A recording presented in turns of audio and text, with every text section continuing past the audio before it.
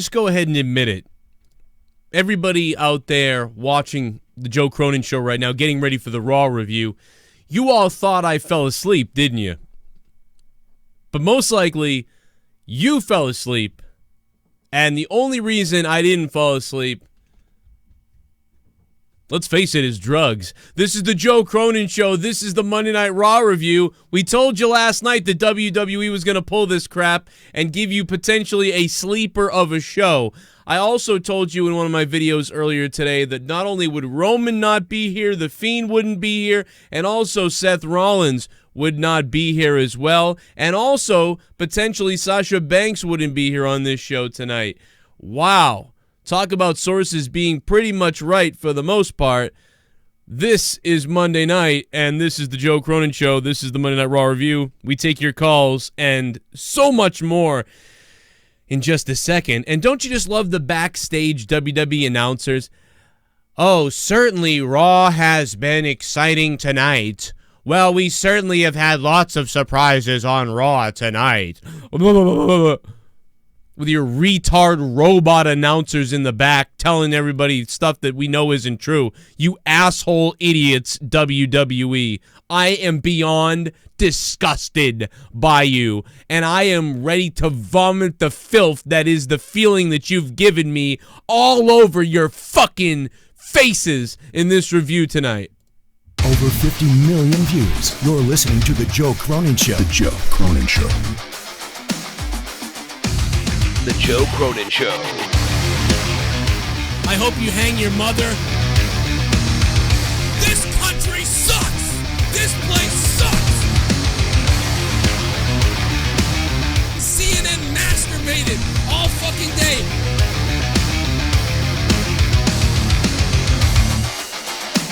Dude, I will eat your fucking asshole out and then spit it into your mouth, baby bird style.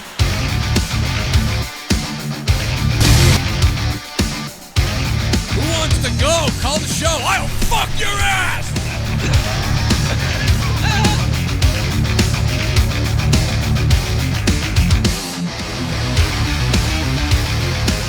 I want to kill myself! If I think it sucks, I tell you! The Joe Cronin Show.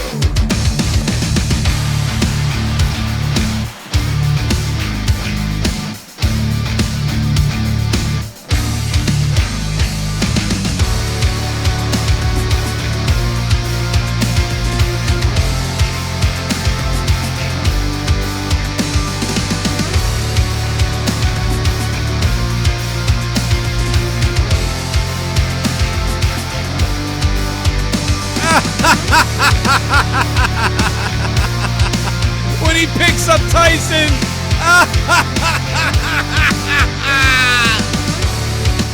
Oh my god, when he picks him off his feet in this gif, oh my god. Oh my goodness god. Oh my god. It doesn't get any funnier than when he lifted him off his feet right there.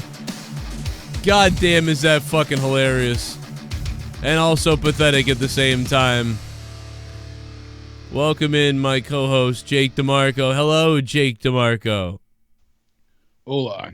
Yeah, what a just piss poor, boring night. What a way what to a just... piece of shit. Yeah, this is how you respond to last night's ending travesty, controversy, disaster. Oh, we knew it, too. We knew it was a non-response. Here comes the non-response from WWE. And not only non-response, but earlier, like I said, I released a video. Not a lot of you guys saw it because it was premiering as... It kind of ran into Raw when it was premiering. Yeah, right as Raw was starting, but and I had caught it. You said all these people weren't going to be here, and I was like, oh, hopefully that's not the case, but I knew you were going to be right. So. And when after looking at all the sources, all the people that have said, and I thought to myself, oh my God, and I am not correct. I did miss a few seconds of Raw tonight. I am correct, right? We did not see Sasha, Seth, Roman, or The Fiend, right? Yeah, none of them. Right. Okay, so that was what I said in that video earlier. And the reason why I said that was because multiple various sources said it. It was reported. If you did some digging, it wasn't reported obviously everywhere. If you weren't looking for news, you wouldn't have found it. But if you were looking for all the news you could find, you would have came to the same possible conclusion as me. But not only would you have come to the same conclusion as me, but on top of that, here's the other problem.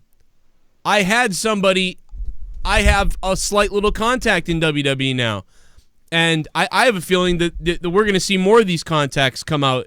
And, you know, we've seen lots of guys like Fightful and other people besides Dave Meltzer know about certain things. And I think it's because the people in the company are pissed. I think it's because they want to leak this stuff out. Because they can't fucking believe what's going on right now. But this isn't even that big a deal. This wasn't even leaked out stuff. This was stuff I think was given to Meltzer, and he fucking said it, and it went all over the place. That these key people wouldn't be here. And immediately I believed it because I was like, you know what? Of course they're not. This totally makes sense that they're not going to be there. And they're probably kayfabe injuries to keep these people away. I'm betting most of these injuries were kayfabed to keep these people away. So that, you know, because they just wanted to wait to get to the draft next week. They didn't want anybody coming out here for anything meaningless this week. Thus, they made this week meaningless. It was a meaningless episode of Raw. I mean, it really went nowhere. The most you can say from anything is the Viking Raiders getting a #1 contendership match for next week on Raw. That was like the only thing that transpired that meant anything. All in all, though, I'd rather not see these people than just have them show up and do nothing or be wasted again. At least stick to Seth being injured in the Hell in a Cell, you know, coughing up blood. Right. The Fiend being beaten to the point where they had to call the match off.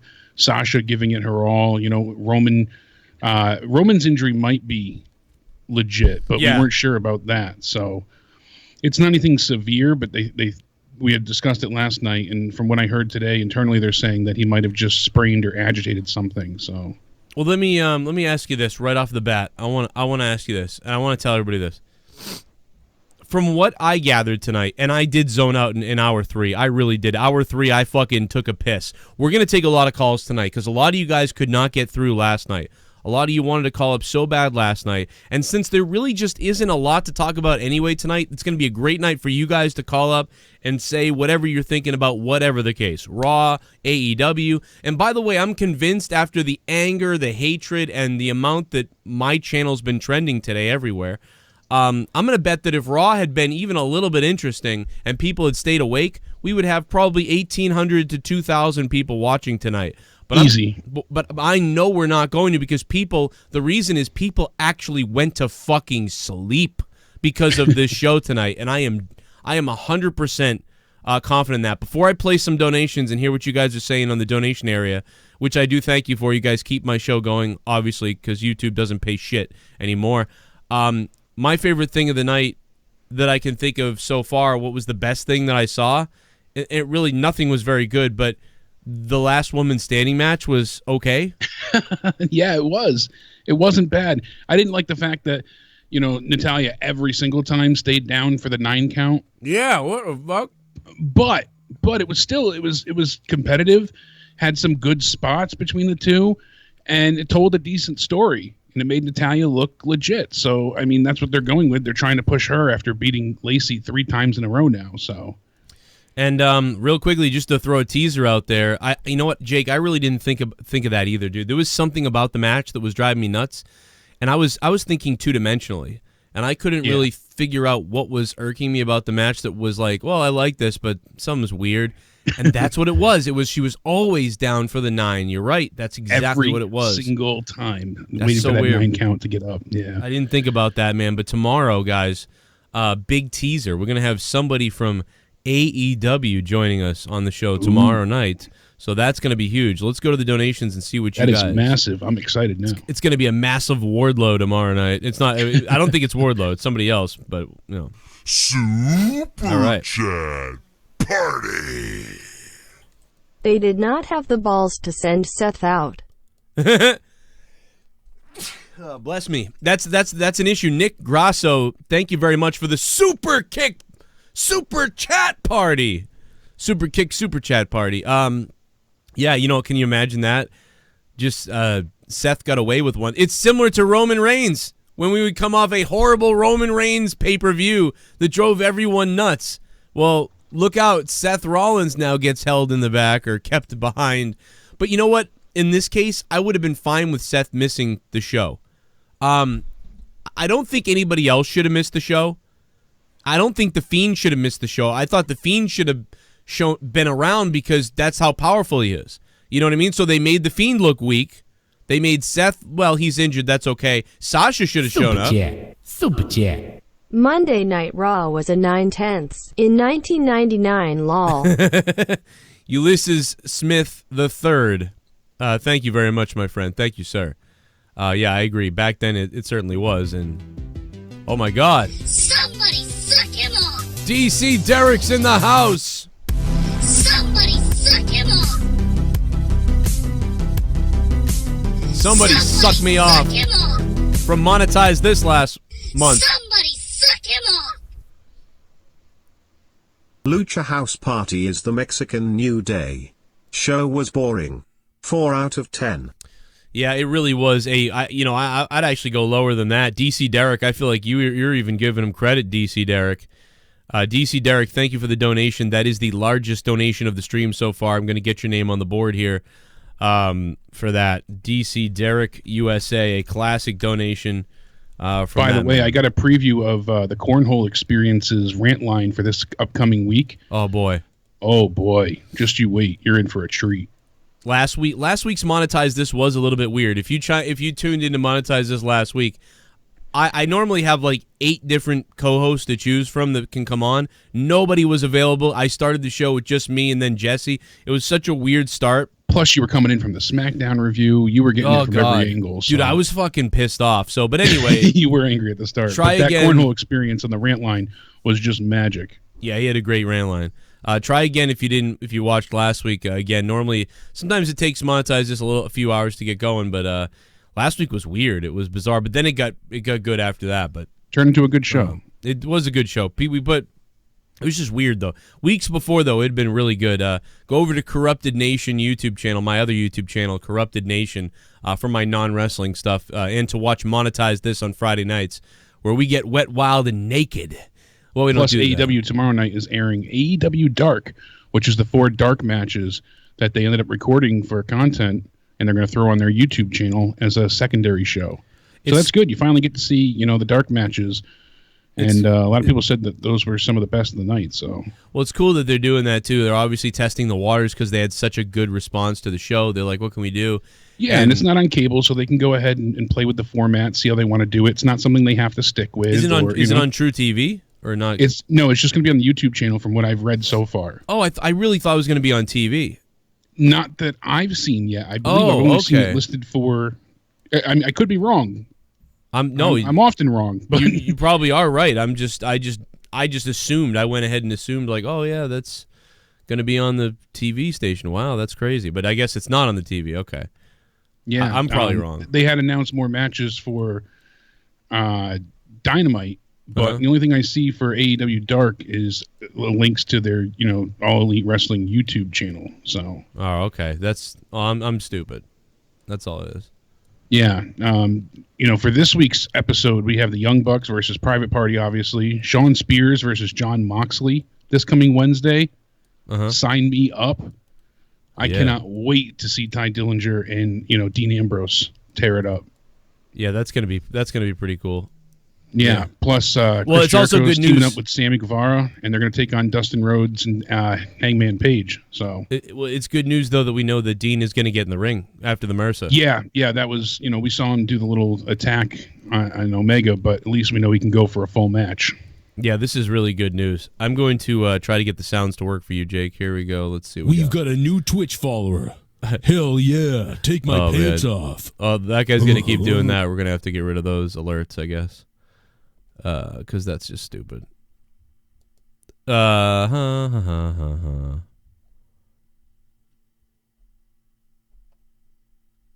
Super Chat Party. 0 for tonight's show. Wow. 6535. Thank you for the $2.99. I appreciate that, bro. 0 for tonight's show. Yeah. I'm somewhere down there for you as well. Like I'm pretty much down in the depths for tonight's show as well. I'm very down on tonight's Monday Night Raw, and I think people are just. I told you. I said this. I don't know if I said this last night. I obviously said this today, but I said that without a doubt, tonight's Monday Night Raw was going to be salt in the wound, because all they care about is the draft, the draft, the draft. Oh, the draft, the draft. You know, that kind of crap. And by the way, Charlie Caruso sucks dick in the back, dude. Fucking Raw certainly has been amazing tonight. Oh my God! We plan the spot all day. I want you to jam it in. Whoa, it's in your bunghole. Whoa, it's in your bunghole. Holy shit! I want it jammed in my bunghole. The Kenny Omega bomb. Oh, it's in your bunghole. $200 everyday jam. Terrible show, 2 out of 10. So hard to watch WWE anything anymore. I'm just waiting for Air You Again. God, we need them to stay around. Can't stand anything WWE does anything. But also, Joe, glad you did well with viewers this week. Yeah, WWE's dumb shit is my gain, I guess. Everyday jam. Goddamn, everyday jam. Thank you very much, dude, for the Omega bomb. The Omega bomb, man. The $200 bomb. Anything over 200, or I think over 150 or something, triggers the Kenny Omega bomb. You don't see a lot of Omega bombs on wrestling reviews. Usually you see that on Monetize This and some of my other shows, but Jesus. Everyday Jam wants to take home that belt tonight. That digital 24-hour championship here on the Joe Crone Show. Oh, God a damn. little bit of the bubbly. That's it. Want some bubbly? Look at this stuff. Oh, a little bit of the bubbly. That's it. Will Tactics coming in now. What's up, Will? I don't know why Will Tactics donation is not reading, but if you watch Up Up Down Down, Nikki Cross was on there last week, and she is going by the nickname Naughty Nikki. I'm not even saying that word. I know that it's undergarment in the UK, but that will be taken out of context. Destroyer of Uranus and of other planets. Wow. Hell yeah. That is crazy. That is hilarious and crazy at the same time. That's why I didn't read it, though. Funny. If you have a British accent, you can make that word sound like it's supposed to, but if you have an American accent, it just sounds like you're saying the N-word. Yeah, really. You end up pulling a Randy Orton. Yeah, I don't want to. Yeah, because I know what she's saying. I'm surprised actually they let her use that on Up Up Down Down. I'm surprised they weren't like, maybe don't use that one. Yeah, but I know that she means her underwear, which is weirder. I think, right? Her pants. Look at that. Oh, watch this, Jacob. You can't see this. Watch this. Ready? This is what happened tonight. This is a GIF. I already found this GIF. Look at this. Ready? Look at Braun Strowman's gonna pick up good old Joey Boxer or whatever this guy's name is. Ready? Oh. That's gonna be the funniest I'm thing. gonna gently carry you to the corner and put you down. Man, I gently pick things up and put them down. I pick things up, I put them down. It's so oh my God, man. That is okay, let me just say right off the bat, Mike Tyson and Stone Cold Steve Austin, it's never gonna get better than that. Number one. Number two, The Big Show and Floyd Money Mayweather, they tried and it was pretty good. They did well, but we've seen this pull apart so many times. Like Ryan Gillette said on Twitter, he was there when Brock Lesnar and Undertaker did it, and that was a cool tear apart brawl back in 2015. But we've seen this so many times since then. We've seen it with Cena and Lesnar. We've seen it. It's like time and time and time again. We've seen them. It's unnecessary. And the thing is, like, I don't think there's enough people who give a damn about Fury to really get into it. Yeah, who cares about? I didn't know who this guy is, but he's not a big deal to me.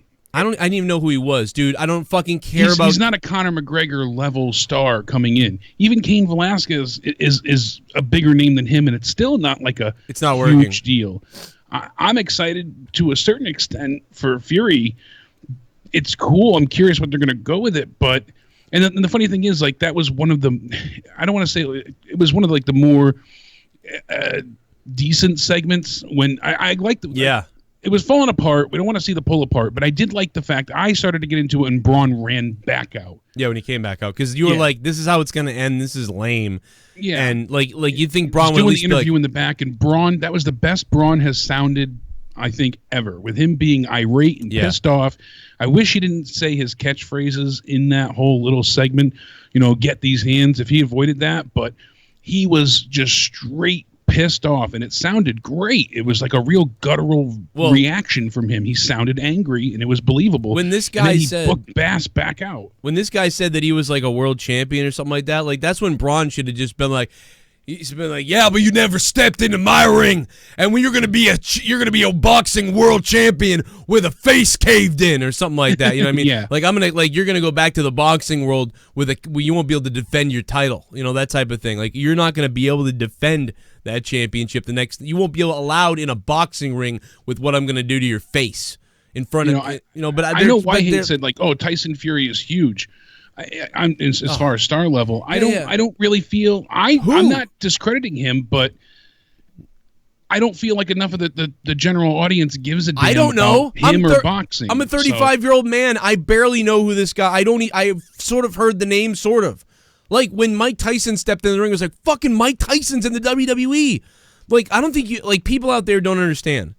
Like Mike Tyson getting in the ring at WWE is bigger than Conor McGregor getting in the ring. So think of that. Mike Tyson was bigger than Conor McGregor. So Mike Tyson getting in a WWE ring is like fucking what the fuck? McGregor is up there, but kind of expected.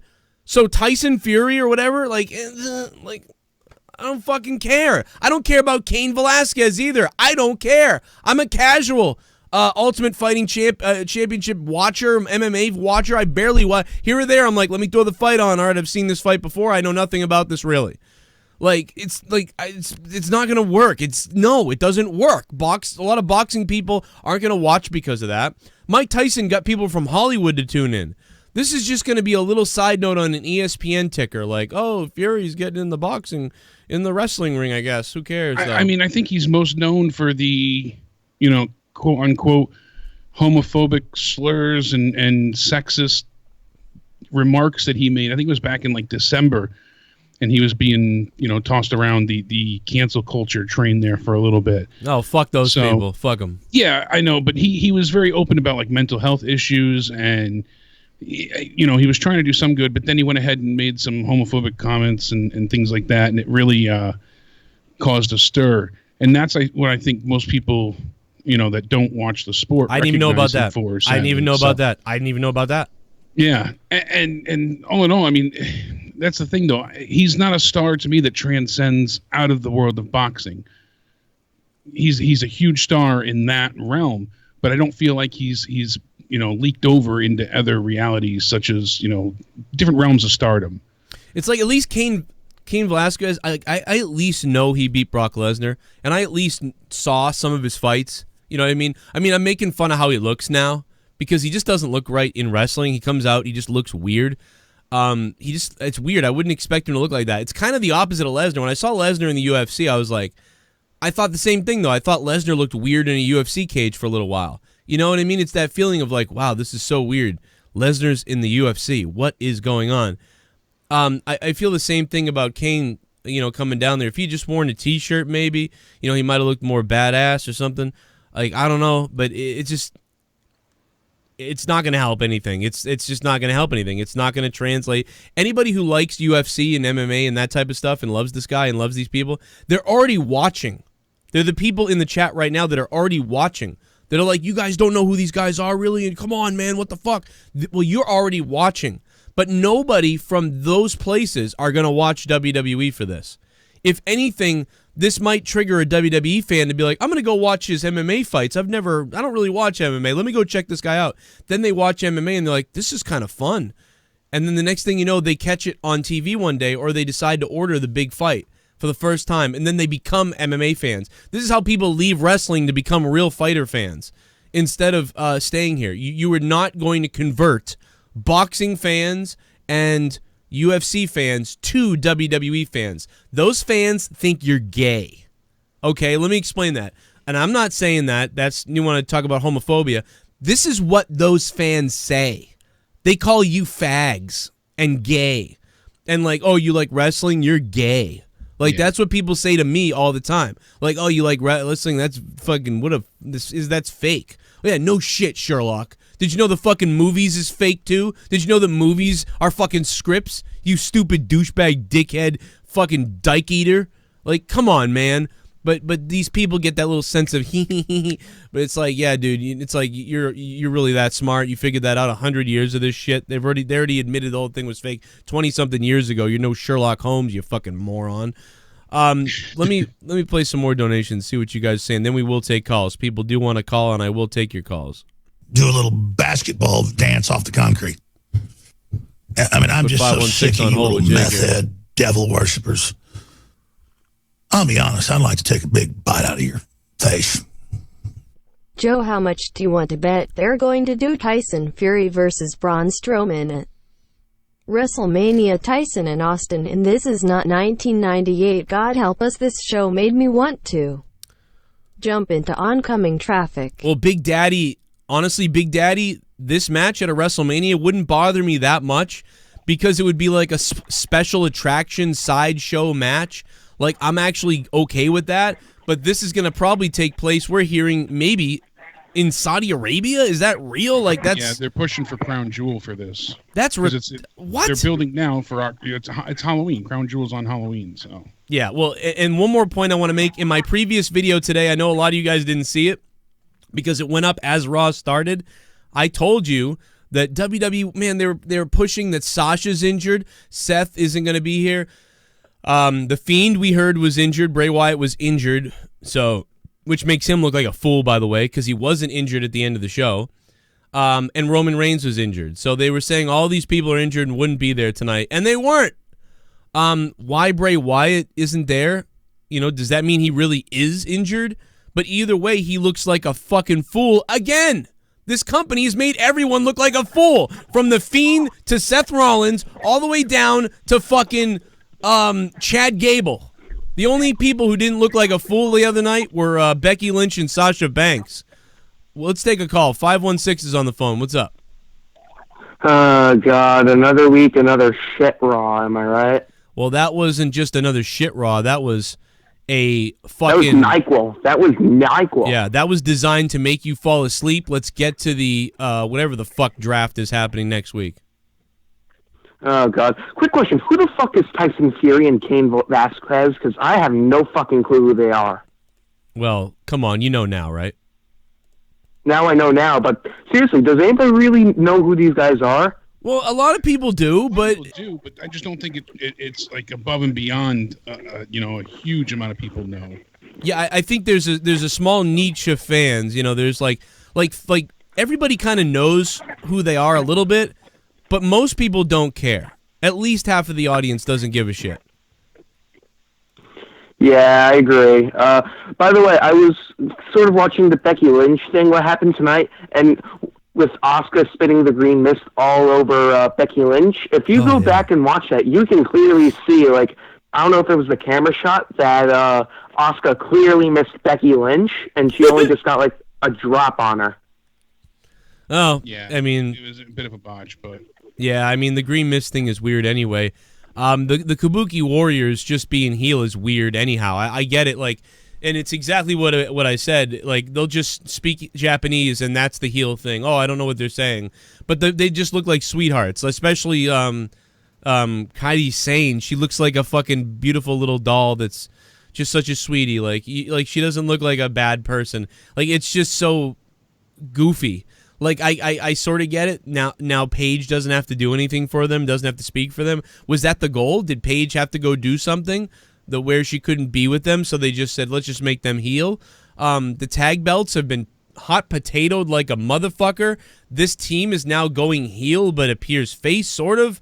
And it just, my God, what has happened to this? I think Paige is still recovering from the neck surgery. Oh, right. Okay. She was at the SmackDown on Fox premiere, but I haven't seen anything else about her, since then. No more updates. I don't know, man. What do you think about them turning heel? Because to me, it's very bizarre. It doesn't fit really with their characters, and they both speak decent English. I mean, Matt the Misfit showed me that Asuka has her own YouTube channel, and when she does speak on there, she speaks pretty clearly and much better than what they give her credit for on WWE television. So it's kind of odd the way that they're doing this. And even more so, okay, so they're going to be healed now. What I'm trying to think of like other tag teams that they can go up against. They needed to stay face because you have more heel women's tag teams at this point in time. I'm not sure what they're going for, really. It's just confusing. Oh, I mean, so to me, it's like, listen, go out there. I get it, but it's just an odd way to go about it. You give them the mist, and you give them the language thing. So yeah. that's the heel. It's that instant heat, but it doesn't seem like. I mean, the crowd was less receptive to them and more excited to see, obviously, everything that happened afterwards with Alexa Bliss and Nikki Cross. Yeah, the crowd likes everybody, kind of likes everybody. Nobody's getting heat. Everybody kind of likes everybody. And this makes me wonder even more so, just the women's division in general, who's going to challenge for what now? I mean, I know we have the draft coming up, but even if you switch a few people from side to side here, if everyone as far as if the championship titles stay where they are, so Becky's on Raw, Charlotte's on SmackDown, who's going against them for the titles at this point? Is Bayley immediately getting a rematch? Because who do you have to be number one contenders on either show?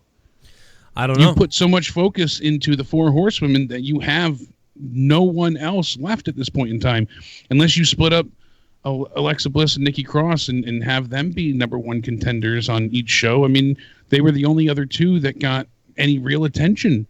There's no one else that's built up enough to go for the titles. That's why it felt like a Ronda Rousey made return at this point. That's the thing that made sense, because I don't know where they're going from here.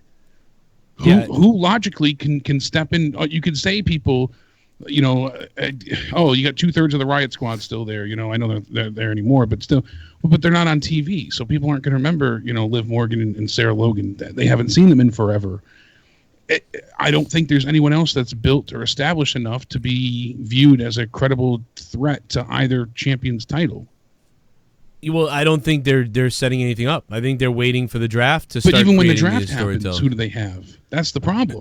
Are we just going to get Bayley will take on Becky and Sasha will take on Charlotte? We're just going to flip. That's what I'm saying. Like, yeah, I mean, I have no idea, and I don't care. It seems like they're going for, because who else do they have in the women's division right now that's been built? The only other person kind of on a winning streak is Natalya, and we don't want to see her going against either one of these women again. We've been there and done that enough with Charlotte and with Becky. Well, I think there's no interest there. I think they're going to keep up this feud with friggin' Lacey. Possibly, and this has been done to death at this point. So I think they're trying. I think they like them working together. I mean, and after tonight, it was like the best thing that was on Raw. Yeah, it was one of the top moments for sure. I give it like a 6.5 or a 7 out of 10. And I give that match a 7 easy. Yeah, that's the best thing that happened tonight. There's no one else at this point in time that's ready to go and fight for the titles. Ember Moon, they beat her down and rushed her going against Bayley. Liv Morgan's not around. Same thing with Sarah. There's too many belts. We have Fire and Desire, but they're not viewed or even established really as singles, champion material. They've been used as a tag team, so I don't know where they go from here. That's the thing. They're screwed. I have no idea. I don't care, because this draft, I hate it. I hate the draft. Fuck the draft. I don't care. Nothing's going to be good after the draft. It's never good. They're fucking stupid. Oh, but what if you're the top draft pick? That could be the top draft pick, Joe. Who cares? The Miz could be the top draft pick, or Braun Strowman could be the top draft pick for Raw. What does that matter? What does that mean? I saw you made light of that on Twitter. What is there to be gained for being the number one or top draft pick? Jerry Lawler said, all these wrestlers are vying to try to be the top draft pick. They want to be drafted to the top. What does that mean? What the fuck does that mean, Vince? You fucking idiot. So you don't like saying that these guys make money or the belts make you money. Why? Why would you have someone say, oh, everybody wants to be the top draft pick, says Jerry Lawler. Why? Like, why not say, like, the better you're drafted, the better contract you're going to get with the company, and obviously you're going to get more money that way. So if you're drafted first, like, you're going to get a great contract. These wrestlers are wrestling right now to spotlight themselves so that they can make the most money possible. Can you imagine being the number one draft pick of SmackDown, the amount of endorsements you're going to get, the amount of money you're going to get? This is a hectic time in the WWE right now. There's anxiety about this in the locker room. That's what you say, but you don't say that because Vince doesn't like talking about money and contracts and wins and losses. Well, then what the fuck is the point? It's unbelievable. And if you're not, where's Tommy when you need him? What the fuck? The point is, Vince. And if you're not gonna have good storylines and good stories and shit going on, then why the fuck can't you throw that in there? Because if you had said that tonight, if you had said like the top guys are gonna get paid the most, I would be like, that's interesting. I would give a shit then. And then it would make sense why everyone's vying to be the top drafted. But just saying like, oh, they're all trying to be the top drafted. Why? Just like Charlie Caruso in the back. Well, Raw certainly has been chaotic tonight and off to a crazy whatever the fuck. What? It's been a piece of shit show, Charlie, you big lip dyke. It fucking sucks. Who the fuck is on the phone? 409, hello. Yo, what's up, Joe? What's up, man? I'm about to murder myself. Dude, I'm with you on this, bro. I'm with you on this shit, like, and even worse, they even hinted that, like, the networks are picking their own roster. Right. Like, there ain't even... Yeah, they made that comment, too. Who is in charge of this shit show? And, like, but my point I wanted to make was how bad the writing is. I don't know if you've ever seen a Tyson Fury, like, promo to, like, a boxing match or something, you know? Because I'm a boxing fan, so I like Tyson. Yeah, he comes off like a real dude. He came off like 70% of what he normally does, right? Well, dude, I would say lower than that. He actually was so much more bland. Just because WWE writing's so shit, they can make even Tyson... Like, if you go watch Tyson Fury do like his actual real promo before a fight, you'll be like, God damn, bro, this is some shit like it's some shit like you would see in like 80s wrestling, like that kind of shit. Like, he just goes at it. It was so... They landed him down so much with their bullshit writing, man. Like, it's just so fucking pathetic how bad this shit is. And I mean, I ain't gonna lie to you, bro. I fell asleep in the OC match. Straight up. Dozed off. That's about when I passed out. Take on Lucha House Party? Come on. It's Lucha House Party. It was a long match, Jake. That was like a 17-minute match. I have it in my notes somewhere. I can tell you exactly how long. It was too long. It was a very long, drawn-out match. And I love it. This is wrestling as a whole. But the funny part is when all three members of Lucha House Party have to climb on the turnbuckle to do their, top rope flip to the outside. This is wrestling in general. Like I said, it's not specific to that match or Raw or WWE, but every competitor just stands there and waits to catch them. I wish there was ways they could make that look more natural. I know they have to set up and be in the spot, but yeah, AEW does. AEW does. I mean, go watch Young Bucks match. Go watch that shit when they fought the Lucha Bros. Yeah, and shit. no, I give you that for the Young Bucks. More natural. There was a few times in AEW as well where they had moments, where things didn't seem believable or lined up too. I mean, it's wrestling in general, but AEW certainly seemed to shine. I'm excited for Wednesday. That's what's on my mind right now. After tonight, I mean, they already said Wednesday we got Darby Allin taking on Jimmy Havoc to see who's the number one contender to face Jericho next week. We also have the tag team tournament starting, like I mentioned before. So we got the Young Bucks versus Private Party. That'll kick off the tag title tournament. And then we have Jon Moxley taking on Shawn Spears. Plus, I'm sure we'll get more throughout the night, obviously. Well, I got a question on that. Sign me up. I mean, Joe, I got a question for you on that. So they said that, with the Darby Allin, Jimmy Havoc match, this is the number one contenders match. Well, if wins and losses matter, then where's their ranking system? How do we know they're number one? How do we know? Just because of wins and losses? Like, to me, I don't know. I was reading that today on Twitter from Cody. It didn't really make no sense. I mean, unless they do it Wednesday, I don't know. But there ain't no ranking system. You know what I mean? Yeah, I don't know how they're going to rank things in AEW either, but yeah. Seems like the more wins you get, then you're offered an opportunity. I don't need them to tell me in WWE all this ranking and tell me all these things. I don't need that. I just need the idea that they're keeping track. That's all I've ever cared about. Like, he's been getting a lot of wins here in WWE recently. He's picked up so many victories. He really's made a case for this, that he deserves a title match, and now he's going to get this opportunity with this, first contender match or whatever. So it's like just the idea that they're keeping track. I don't need to know for real like what's really going on, but just to build that works for me. I don't need he's got 72 wins in a row versus. I don't need those baseball numbers. I don't need the AEW numbers, but give me something. Like, that's all I need.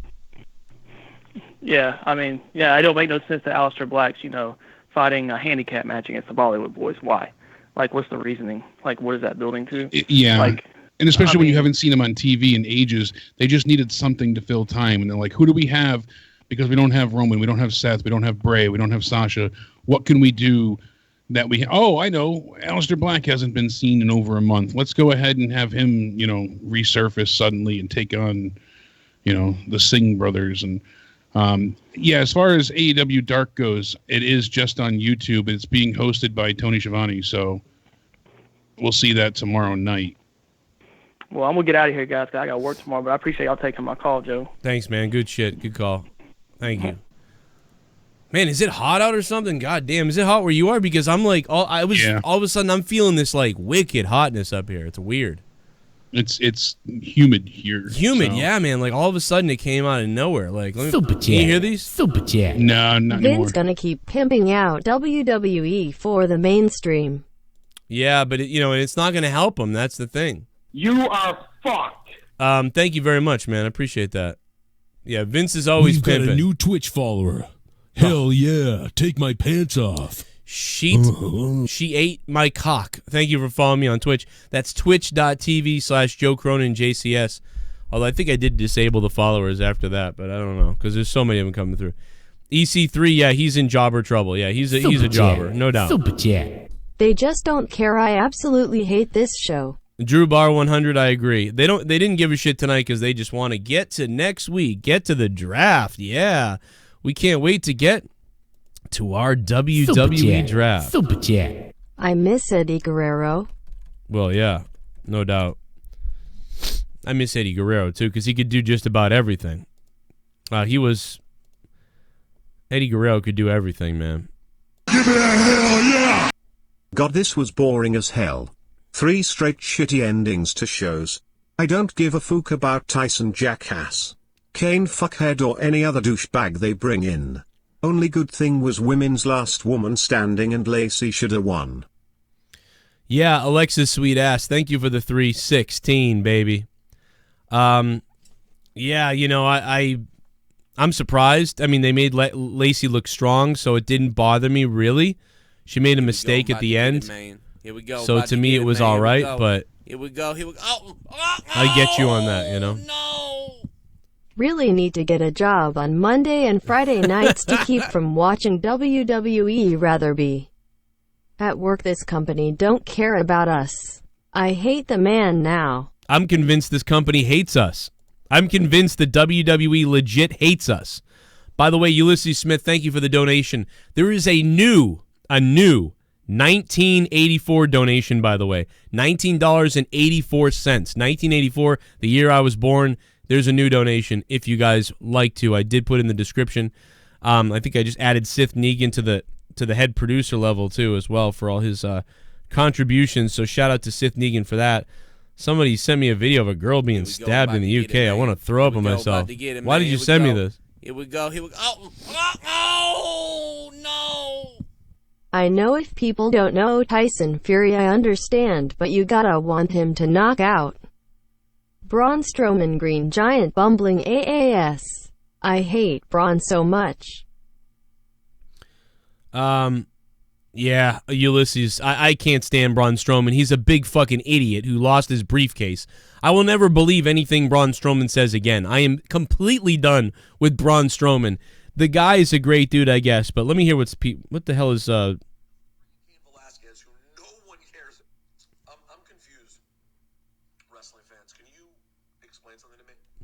Well, Peter Rosenberg said something, I guess, and I'd love to hear what this is because somebody tweeted me it. So let me just go ahead and check out on Twitter why they sent me this shot of Peter Rosenberg. We all remember Peter Rosenberg was like Sam Roberts hosting pre-shows for the WWE. It seems like they've gone away from those guys, though. I don't know what's up with that, but around, but they haven't had many others being back. Yeah, it's kind of weird, but let's see what he says. And WWE did tweet out, an announcement that was deleted about the Fiend having a rematch at Survivor Series. Yeah, thank God. I mean, that's probably happening then. And it will happen, but they did delete the tweet announcement. So yeah, they deleted three. They deleted 3 things today. Yeah, the Raw preview on their YouTube channel, that tweet about that, and also a tweet that there would be possibly a rematch tonight, which was weird.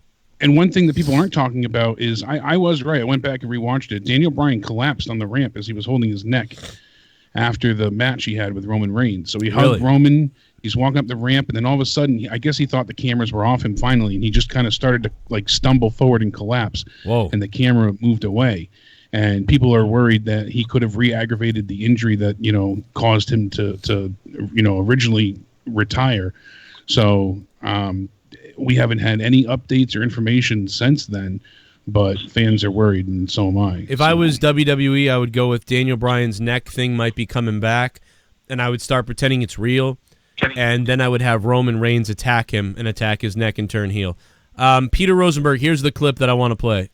Wrestling fans, can you explain something? I don't know what he's going to say here. Let's find out. Why are you so angry about the end of the pay-per-view last night? I don't get it. No, you weren't mad at SmackDown, okay, in which Kofi Kingston needlessly was squashed in 2 seconds by Brock Lesnar, totally destroying so much that had been built in 2 seconds. Let me explain this for you, Peter retard. Number one, people were upset about that, some people. Number two, a lot of people weren't as upset about it because they saw it coming, number two. And number three, because Kofi had become such a boring champion. So they were actually like, okay, this is ridiculous and kind of funny, I guess, but I did want the belt off Kofi, so oh well. And according to sources within WWE, apparently, the booking of Kofi losing in such a manner with the 1F5, this person says that multiple people in the company objected. Right. Not the result, but the way Kofi lost the match. So stars, talent, staff were all in the back saying that it should not have gone down that way, and they tried to change minds before it actually happened. So yeah, I would have gone with them hitting each other's finishers. And then I would have gone with maybe Kofi losing on the third F5 or something. But, yeah, they could have done him a little bit better. That was the thing that wasn't nice, that I agree. And I know Vince wanted the surprise, really quick win, but whatever. So Rosenberg is already wrong here. Already doesn't understand what he's talking about. But he is a WWE shill, and he works for a fucking radio station, Hot 90, Suck My Ass. So let's hear what else Dummies has to say. Just to bring in Cain Velasquez, who no one cares about. I'm sorry. I thought it was Dominic. I was literally disappointed when I realized it wasn't Dominic. Okay? SmackDown didn't bother you, but you're so upset that the Fiend's title match ended in a bizarro schmaz? What did you expect? How was the Fiend's match going to end? With him carrying the title proudly?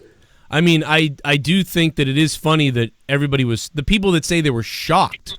I'm surprised because me and you talked about this for 2 months straight, that there's going to be some kind of fuckery that goes down. As soon as the Golden One Center released that message and tweet early saying that the match was going to happen, we knew, it's too soon. They're not going to put the belt on him. There's going to be some type of... I was asking people, can you grab clips of us saying this? Because we said it a million times, but I just couldn't go through the 3 hours of video. Like, anybody that happens to hear me and Jake talk about the ending to Hell in a Cell a week ago or weeks ago or a couple days ago, just pull up the clips of us because we knew it. We said just someone's coming from under the ring, something weird, someone's coming down, something's going to happen, some kind of fuckery's happening, who cares? Because when everybody would be like, what do you think's happening to Hell in the Cell? I would always say, who's going to win the belt? And I would say, I don't know, some kind of bullshit's going to happen, obviously, because this doesn't make any sense. But nobody could have really predicted that the crowd would hijack that ending and be that mad. I don't think anybody really could have predicted that because nobody thought that WWE would take it in that hard of a direction. Yeah, I'm still shocked with what they did. I really thought that he would just disappear, and there's so many better options. I mean, you have the whole Funhouse gimmick. Use it, utilize it. There's ways around doing some of these things. There were so many great suggestions, and people said all these different things, and One suggestion even was, you could say that, you see inside the funhouse that Bray is getting hurt every time the Fiend gets hurt. So you make it look like there really is two people. There's Bray and then there's the Fiend. And, that you can have all the puppet pals try and, basically put him back together. But, at least then there's a reason why he's not getting back up at that moment. And they could play with that, the supernatural element of it. But no, it's just Sledgehammer is too far gone. I thought they also could have had the laugh play and then 30 Bray Wyatts come from under the ring or something like that and grab Seth. But whatever. It was going to be bullshit like that, whatever it was, and people weren't going to be happy. Let's hear what else Rosenturd has to say. What do you mean? I don't understand why that's the thing that has people wanting to cancel WWE. What are your expectations of a title match involving The Fiend? Here's the thing. Guys, The Fiend has to wrestle matches eventually. He can't just be a scary mask. There has to be matches. There have to be things that happen, and you may not love how good. Oh, you're upset because it's supposed to be no DQ? So let me get this right. You're upset about the rules. Rules in wrestling, pro wrestling. It's the rules that... I don't get it. Was it the best match ever? No. I don't get it. I think that, you know what, if you just explained what the problem was. He literally just explained it. This guy is a fucking idiot fuck that they hired to do this fucking pre-show gig. Another guy they hired over me, by the way. Another guy that they said, Joe, no thanks, but Peter Rosenberg, he's the host of a radio station or whatever, so we're going to take him over you. He clearly is a fucking idiot. So I guess a 2 count. So now the referee should count 1, 2, ring the bell, ring the bell. Why did that happen? Oh, I just, I felt like 2 you win. Oh, so just make up all the rules. Like, none of the rules matter. No, things do matter, you dumb fuck, idiot. And also, like, what was the other thing? God, there was something else that drove me nuts in there. Supposed to be no DQ? Oh, yeah. And how about the fact that the Fiend kicked out of 14 fucking curb stomps? So now if he ever does get the belt, he can't. How is he going to lose to anybody right now? How is he going to lose to anybody? Like, how does he not see all the problems with all the things they did last night? There's a million reasons to realize why what they did last night was ridiculous. There's a million reasons. Dave Meltzer knows it. Brian Alvarez knows it.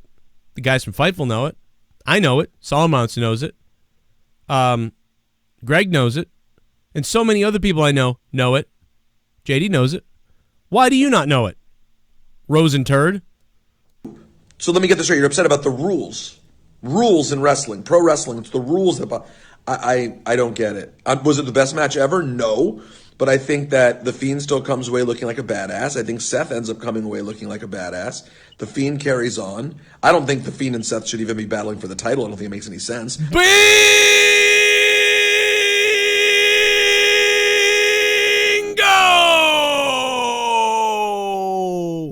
You just answered the reason why we're dealing with all this. These two, as we said 2 months ago, Rosen fucking turd, shouldn't be wrestling. This isn't the time. Anyway, there's a phone call now. Thanks for the video, whoever sent that to me. What an idiot. 970, how you doing? Hey, what's up, Joe? Hey, man, what's up? Doing good, man. Doing good. Hey, I just want to say a couple of things about last night and tonight. First thing, tonight, I was at a dinner party, and I came home and I had Raw DVR'd. I watched Raw by fast-forwarding through the son of a bitch. That's the best way, saying, that match sucks, that match sucks, that match sucks. Let me just skip to the end. I skipped to the end. I seen 2 big men try to push each other around in the ring for about 5 minutes. Fucking boring. Okay? Boring shit. But that's not what I wanted to call about. Last night I tried to call about Hell in a Cell, and that's my real big gripe here, is that ending last night fucking insulted my intelligence, because I've never seen anything in WWE in my life like this. You get hit with a goddamn fucking sledgehammer and they throw the match off. Fucking Triple H has been hitting people with sledgehammers for years. Yeah. Fucking Shawn Michaels was hit in the back with a sledgehammer at SummerSlam, and they didn't call that match off. Well, they literally used a giant mallet right before that. They actually used a giant sledgehammer as a weapon before that, and that was okay. But the little sledgehammer was a problem. Well, exactly. And he was covered with ladders, chairs, a fucking toolbox. I mean, he wasn't even directly hit. So you're going to sit over here and tell me that that's going to end his life? Okay, so what about the fucking toolbox getting hit on him with that, like, so come on, man. Yeah, I'm not stupid. It's a real bad cop-out the way they did it. I mean, we knew they were going to do it, but it was so weird how they did it. They made everybody look really stupid. And we even said, remember we heard about the house shows? We knew we were going to see like a million stomps because that had been done at house shows a million times. Exactly. And all those stomps, him getting up, I was like, okay, that's whatever. That's sort of okay. He's the Fiend. It's a new thing. And then the Fiend gets hit with a sledgehammer on top of a bunch of crap, and they end the match. A curb stomp will probably end your life if you get hit wrong enough with it in real life. So why the hell are they letting him do 10, 12 fucking curb stomps? But, oh, no, you can't use a sledgehammer. Now, we're going to throw the match off. And then he lays there for like 10 fucking minutes, and then you see him get up and give him the mandible claw. Are you serious? And they just ruined the Fiend. Not only did they ruined the Fiend. They ruined the Fiend, they ruined Seth, and they ruined Bray a million times. And the Hell in a Cell too with that. And the Hell in a Cell. Stoppage. And then tonight there's like no mention of anything. There's no resolution, there's no nothing. It's just, we just did Hell in a Cell to do Hell in a Cell. They wanted the Fiend in the main event because he's selling tickets. So they used him to sell tickets for Hell in a Cell because he was the most popular thing going, and then they literally ruined him all in that same night so they could get to the draft now, and so then they have Monday Night Raw. All night, Joe. They were hyped all night knowing that the Fiend was coming. Right. They stayed strong. Honestly, anybody who doesn't understand what went wrong last night or doesn't understand why thinks that, like, it wasn't a big deal to me. Yes, I understand what they did, but they put themselves in the corner. They didn't just book themselves into a corner. They purposely did it. They purposely put themselves in that position to purposely get themselves out. They had months and months of this. It wasn't like, we've done everything we can to keep these two apart, and now we have to have the match. So what can we do to work our way out of it? No, they chose to have these two face for no rhyme or reason. And Sunday during the day, magically, we didn't really bring this up at all. They started to say that, the reason why Bray is upset with Seth is because Seth Rollins laughed at him on an episode of Up, Up, Down, Down. Wait. They really that's the reason they had the match at Hell in a Cell. They brought that into the real thing? They brought that into the build-up of the match. On WWE Now, the pre-show for the kickoff show, that's why they discussed and they showed the video of Seth laughing at the debut or re-debut of the Firefly Funhouse and Bray Wyatt. So when Seth laughed, the Fiend, always says he forgives, but he doesn't forget, that kind of thing. That's why he was mad at Seth. So they even figured out a way to come up with a rhyme and reason as to why they had this match the day of the match. And when we get this, revelation, it's like, okay, well, correlation be damned. We're going to go through with this now. How could you come to that finish and think that's a good idea? I mean, we hear things all the time, and it's baffling, and it makes me, just irate and shake my head. I hear that The Undertaker, he posted on Instagram, 20 years of SmackDown tonight, WWE on Fox, with a little video clip. This is Wardlow. Wardlow always likes to come out of nowhere. I love you, Wardlow. He likes to butt in, and a fan commented saying, Undertaker, you should have closed out the show and got, gotten the ovation you deserve. And The Undertaker replied directly on Instagram saying, I was told I wasn't needed. He got to be irritated. Well, there's a news story today on Ringside News that says Undertaker and Steve Austin reportedly ticked about not appearing on Fox debut. You think? Yeah, I mean, you told these people. By the way, everyone's like, where's all this hatred for WWE? Let me explain something to Peter Rosenberg, you fucking idiot. On top of the Hell in the Cell debacle, all week the WWE fucked with their audience. All week the WWE fucked with you people, with us. They advertised Stone Cold Steve Austin in person. They advertised Sting. They advertised The Undertaker. They did not appear at Fox. And they were there. And they were there. They flew them out. They brought them in.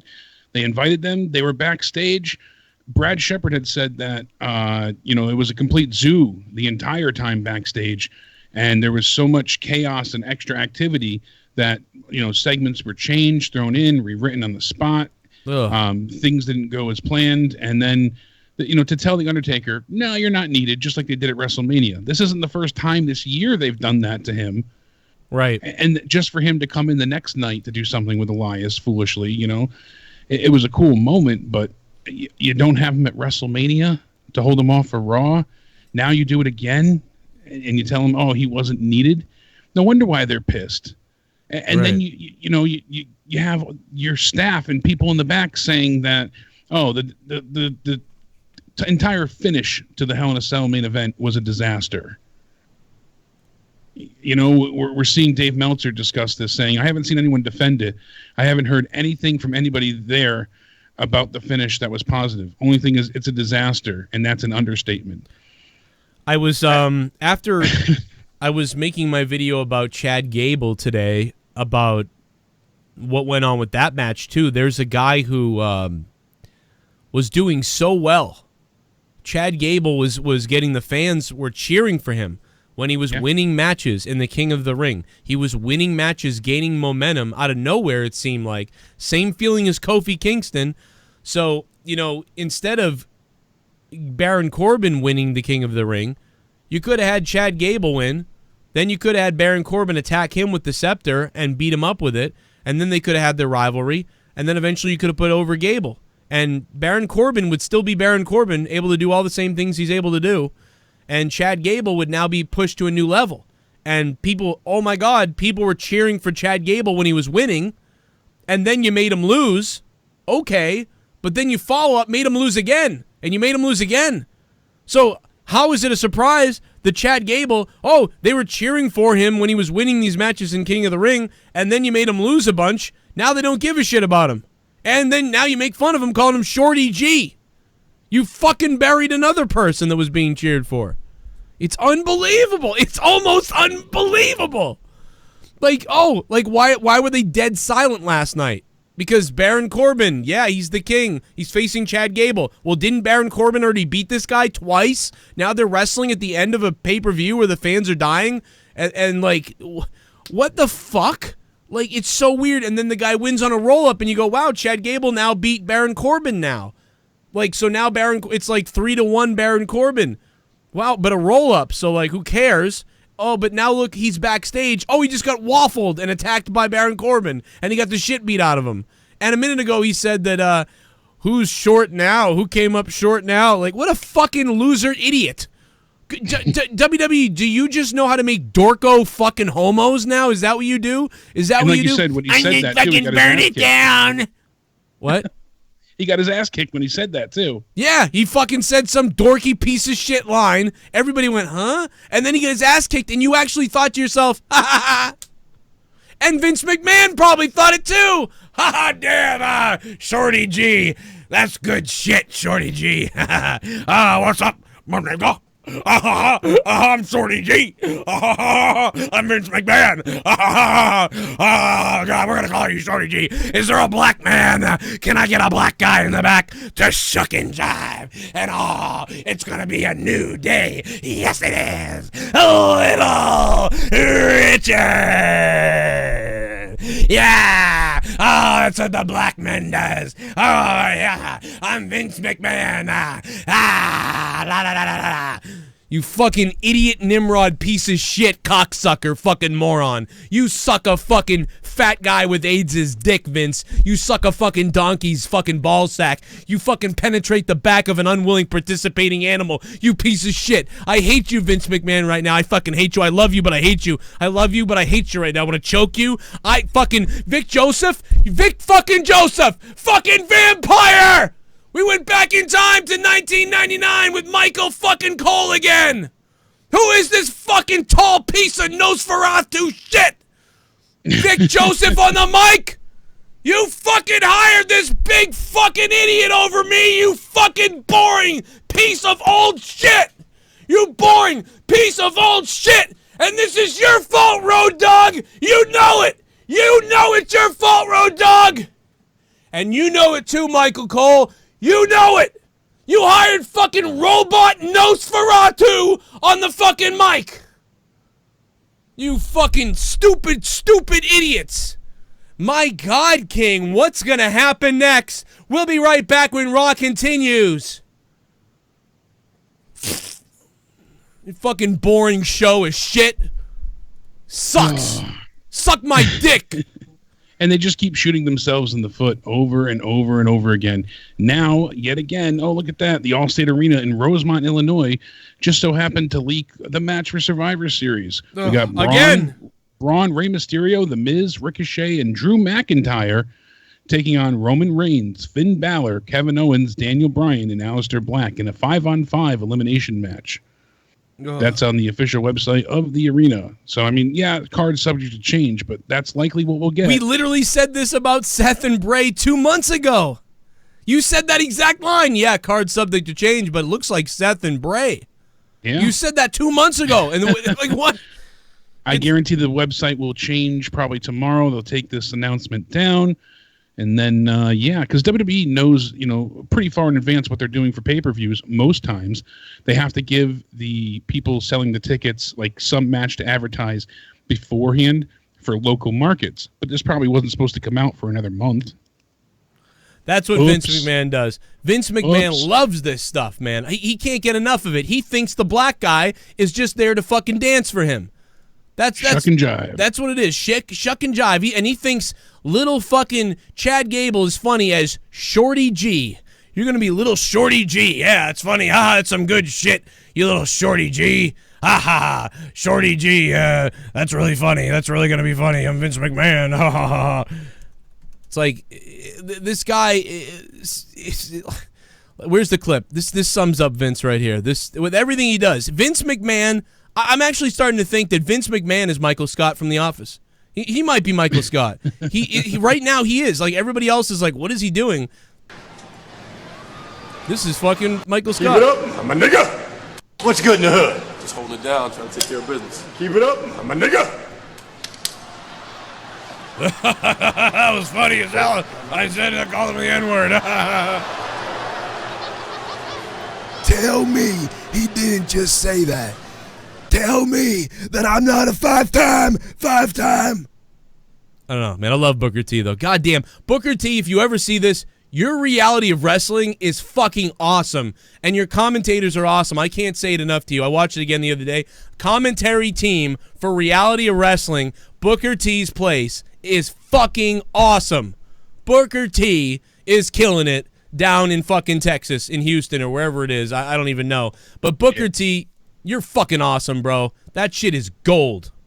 Good job. And those back to your original point too, Joe. They keep bringing in outsiders to try and pick up the pieces, and now we got Cain Velasquez, we've got Tyson Fury, and I wasn't trying to denounce or take anything away from him. He's a huge star. I've been a fan of his for a while. His boxing matches are usually quite exciting. The last fight was a split draw, but most of them have been pretty damn good, at least the last one that I saw. I think his record is 30 total fights, 29 wins, and 20 by knockout. I mean, he's a damn impressive boxer, that's for sure. There's a reason why he is a big deal. I just don't know that enough of the everyday or casual fans are going to care or give a damn about him. I don't know if he's transcended outside of the world of boxing. And a lot of people from the inside, apparently, it's being reported that they're excited that he's there because he's super intense and he gets it. He understands, the world of wrestling, and he's respecting it. It's not a slight towards them. Mm-hmm. Cain Velasquez has been training for wrestling and worked in AAA with people like Cody Rhodes, so we know he gets it as well. So they're not going to be there to make a mockery of the sport, the entertainment factor. You can tell they care. Excuse me, but it's just. You're using Band-Aids on bullet wounds every single time you're bringing in someone from the outside, just to go ahead. You're not making new stars. You're not elevating people this way. And, because you always end up having to protect whoever's coming in, so the part-timers, whether they be, famous stars or past legends, they're not, it's a precarious situation no matter what. You don't want to have people be brought in to get their ass beat. But then again, when Braun loses to Tyson Fury, we're left seeing a loser on Raw every single week there on out. What does that do for his character? It does nothing, and it doesn't help anybody. Nobody's getting elevated. They're all getting knocked backwards, and it's like they're all being knocked back together, so nobody elevates, and so there's nowhere forward motion, nowhere to go. 609, hello. Hey, what's up? It's Luke Rojas. How you doing? Oh, my God, it's been at least 2 weeks. Luke Rojas. Rojas. Internet's been down, that's why. So You sound really good right now, man. But anyway, what was I going to say? Oh, yeah. Did you see how much of a fucking dork Vic Joseph looked tonight? Oh, yeah, man. That's why I went on a rant about him. He looks like a goddamn vampire idiot. I didn't get to hear you. I'm sorry. Oh, yeah, I just went on a big rant about Vic Joseph. But, yeah, go ahead. But yeah, dude, he looked like Mauro Ronaldo tonight. Like, I was like, dude, is that Mauro for a second? When I saw, like, a screenshot of him, I was like, that looks like Mauro. But, no, it's like the commentating team is so bad that I actually just miss Booker T on the commentary team going like, oh, yeah, you know how much Brock Lesnar loves his steak. Saying some random shit that just makes no sense. I miss that, and I'd rather have that over, a pile driver. And he says it so fucking blandly. Like, fuck you, Vic Joseph. I hope you die.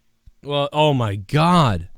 Yeah, he's like Michael Cole, but even like more boring. He knows a little bit more than Michael. Like he says moves a little better. He doesn't say it's boss time, but he literally sounds like an exact replacement from like Michael Cole's like audio commentary stunt double is what Vic Joseph sounds like.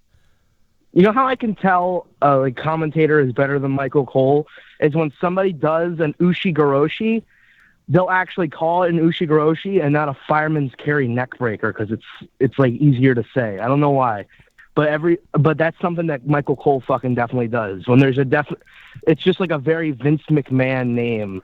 For like certain moves. Well, and see, like that's why I always thought that I would be better myself. And listen, I'm totally selfish. I'm totally going after Vic Joseph because you know what I mean. I have some kind of vendetta, obviously. Like we know that. Let's be honest. That's kind of become my gimmick. To be honest, I like doing it. But the fact of the matter is, I call stuff more like that a little bit. I don't get into too much like, oh my God, corkscrew, Iranagi, fucking. No, I don't fucking. I just call things very basic for the most part, usually. Yeah. And so I always thought, well, I'd be great for WWE because I would keep things the way Vince actually likes it. So not that I couldn't do it the other way, but I sort of go in the middle there. And so I always thought that would work out well. But it's like these guys really, like, yeah, Michael Cole does not, like, he's never going to name anything other than, like, the craziest thing they say, and I can remember back in the day thinking this too, the craziest move that they've ever called or that they used to call back in the day was a Michinoku fucking driver. That's what I was about to say, a Michinoku driver. You'd be like, or you know what? I'm talking about I'm talking about 1998. Like they would be like Michinoku driver, and I think the only reason why they say it is because they only started saying it when they hired Taka Michinoku. That was the only reason why they started saying it, and it was like they all learned it, and so they all know it. So it's a move that they like too, so they use it, and it's all because they fucking hired Taka Michinoku. If you never hired Taka Michinoku, they'd probably just call it a slam. And you know what? It's actually easier for like, even though it's like a long ass name, it's like it rolls off your tongue more than like certain moves. Like I mentioned the Ushigoroshi, which I can still confuse. I call it like Ugoroshi or some fucking retarded shit. Right. But like Michinoku driver just rolls off your tongue. So Vince probably likes that because he don't like things that are too different and that he has to put too much thought in. Yeah. So it's like Michinoku driver. That's one of my favorite things, like in indie wrestling when I'm calling a match and like some guy like takes him off to the ramp, the steel ramp, and the guy does a Michinoku driver and you get to just be like fucking Michinoku driver on the stairs, like, or something like that. You're like, wow, like Michinoku driver. It's exciting. But yeah, these guys. It makes you sound smart. Yeah. You're like, I know that one. Yeah, I know that one. Oh, Falcon Arrow.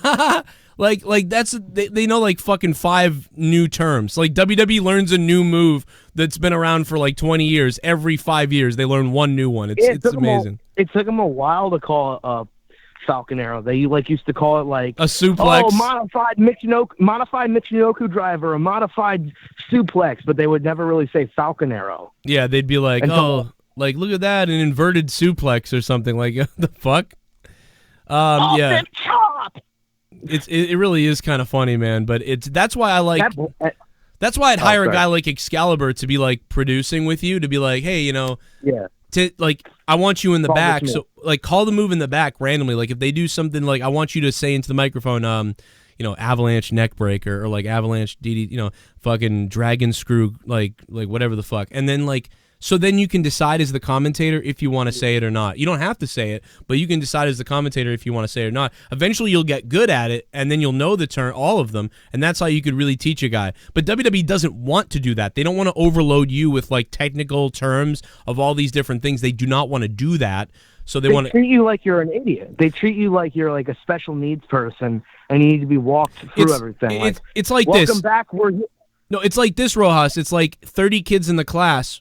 You know what I mean? For the 5 kids that are really slow and that are really like, you know what I mean? They can't learn very well.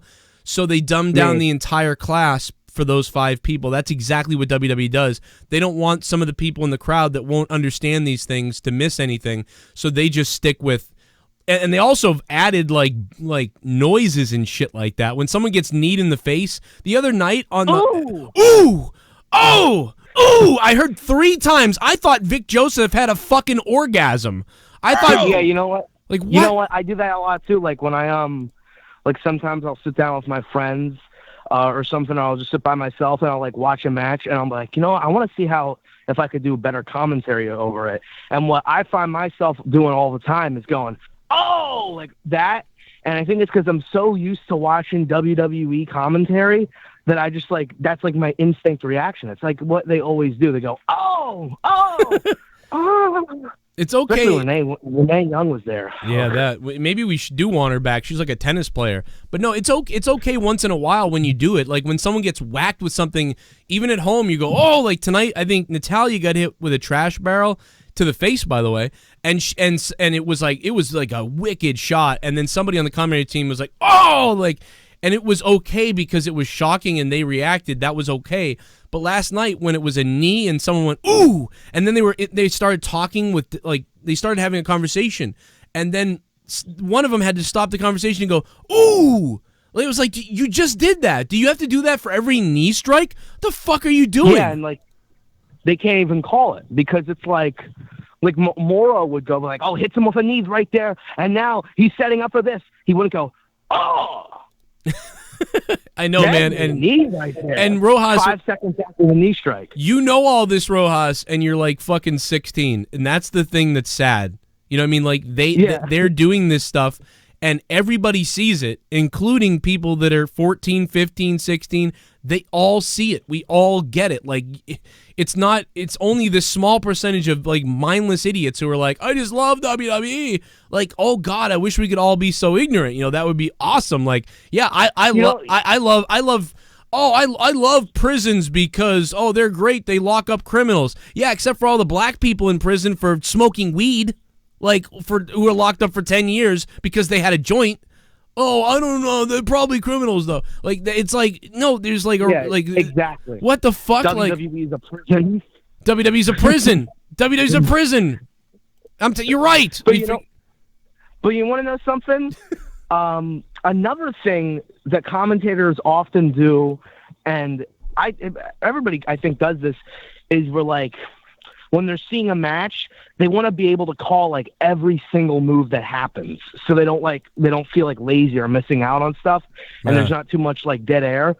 So they'll try to call as like many moves as fast as possible, and it comes off like jumbled, and you're messing up lines a lot, and you're like not saying what you're supposed to say, and then you have dumb banter between like Corey Graves and Michael Cole, where they'll go, are you sure you pronounced that move right? And like they'll spend way too much time on it. It's just like everything from them is so amateur. The Shorty G match, the match was bad enough anyway, and it was dead. And I get like that's a match where you can have some banter, I guess. But they decided to banter about like how he's called Shorty G, and every time they said that, just bury, just shovel the dirt in more, shovel the dirt in more. The crowd's dead quiet. Shovel the dirt in more. Luke Rojas, thank you, Luke, for the call, man. Buenos noches. It's after midnight, everybody. But what's up, Jake? I'm telling you, it's just he's right. He's certainly right about a lot of what he had to say. And as you said, he's a teen, and that speaks volumes. If someone at a younger age can pick up, most of these, just idiotic maneuvers that they pull off, and the things that they say, and how commentary can be so just lackluster and bland and bleak at times. I know they have to get used to each other. You know, Vic and Dio and Jerry have not been a team for long. This is their second time working together, but you still, you know, have a chance to work out the kinks. I want to say, like, there's certain things they do that people that are experienced in commentary just shouldn't be making these kind of mistakes. And I'm not talking about flubbing a line and whatnot, but just the way they present things and the cadence in which they speak. It's baffling that they, you know, this is who they chose as their voice for Raw. This is your best foot forward.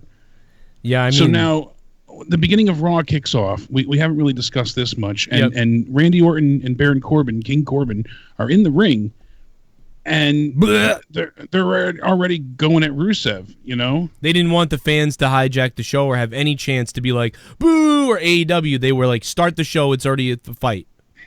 Exactly. So they kicked right off into it, and it's just an odd thing to kick off into. Yep. I don't know. And as it's happening, then we get that whole terrible promo from Bobby Lashley and Lana. It was ridiculous. They looked uncomfortable next to each other in this bed. Like she's, you know, undressing and he's lifting up the blanket to hide her, you know, taking her clothes off and taking the lingerie off. And she's like awkwardly smiling as she puts her hand slowly towards his chest. And there's just no romance to them. Like there's no chemistry. It's very robotic and just anything the opposite of you know what loving would be. What's up, Rusev? I'm in your house right now. Hey, what's this? Oh, Rusev, look at this. Is this your lamp, Rusev? That looks familiar to me. Hey, wait a minute. If that's your lamp, Rusev, then this must be your water bottle, Rusev. Wow. And hey, if this is your water bottle, that must mean that I'm in your house then, Rusev. Wow. What the fuck is going on, dude? I wanted to kill myself the second Raw started tonight with creepy Bobby Lashley like a fucking pedophile raccoon in the moonlight. Like, what the fuck? And just because Finn Balor's in NXT doesn't mean he can't be involved in the Survivor Series match. You don't know if they're going to have him doing double duty just because he's back in NXT permanently. Doesn't mean he's not on the main roster as well. We don't know. We don't know how any of this is working. Did you not get a serial killer vibe from Bobby, though? Like, hey, this is your water with the bottle. Smiling and the I'm in your house. This is your house, man. Like, wow. He did a pretty good job of being creepy, though. It was creepy, but I don't think it was supposed to be. That's the thing. No, this is hilarious. This is Bobby Lashley's hilarious. Yeah. But, dude, think about Bobby Lashley in TNA. He was great. Yeah, this guy was great in TNA. He was himself, just amped up a little bit, just a little bit. And with this, I'm just unsure of where they're going with any of this. I don't get it. I just don't get it. It's painful. It's not fun. It's not funny. It's not enjoyable. I just am sick of it. Oh, wait a minute. What's this? Wait a second. Rusev, I just found your wife's vibrator. Oh, look at that. I credited somebody in the chat for that one. Look what I found. It's out of batteries. Wow. Hey, well, I just thought of something. What if me and Lana, we slept together, and then I took her home to my house, and I put something inside of her that she doesn't want in there?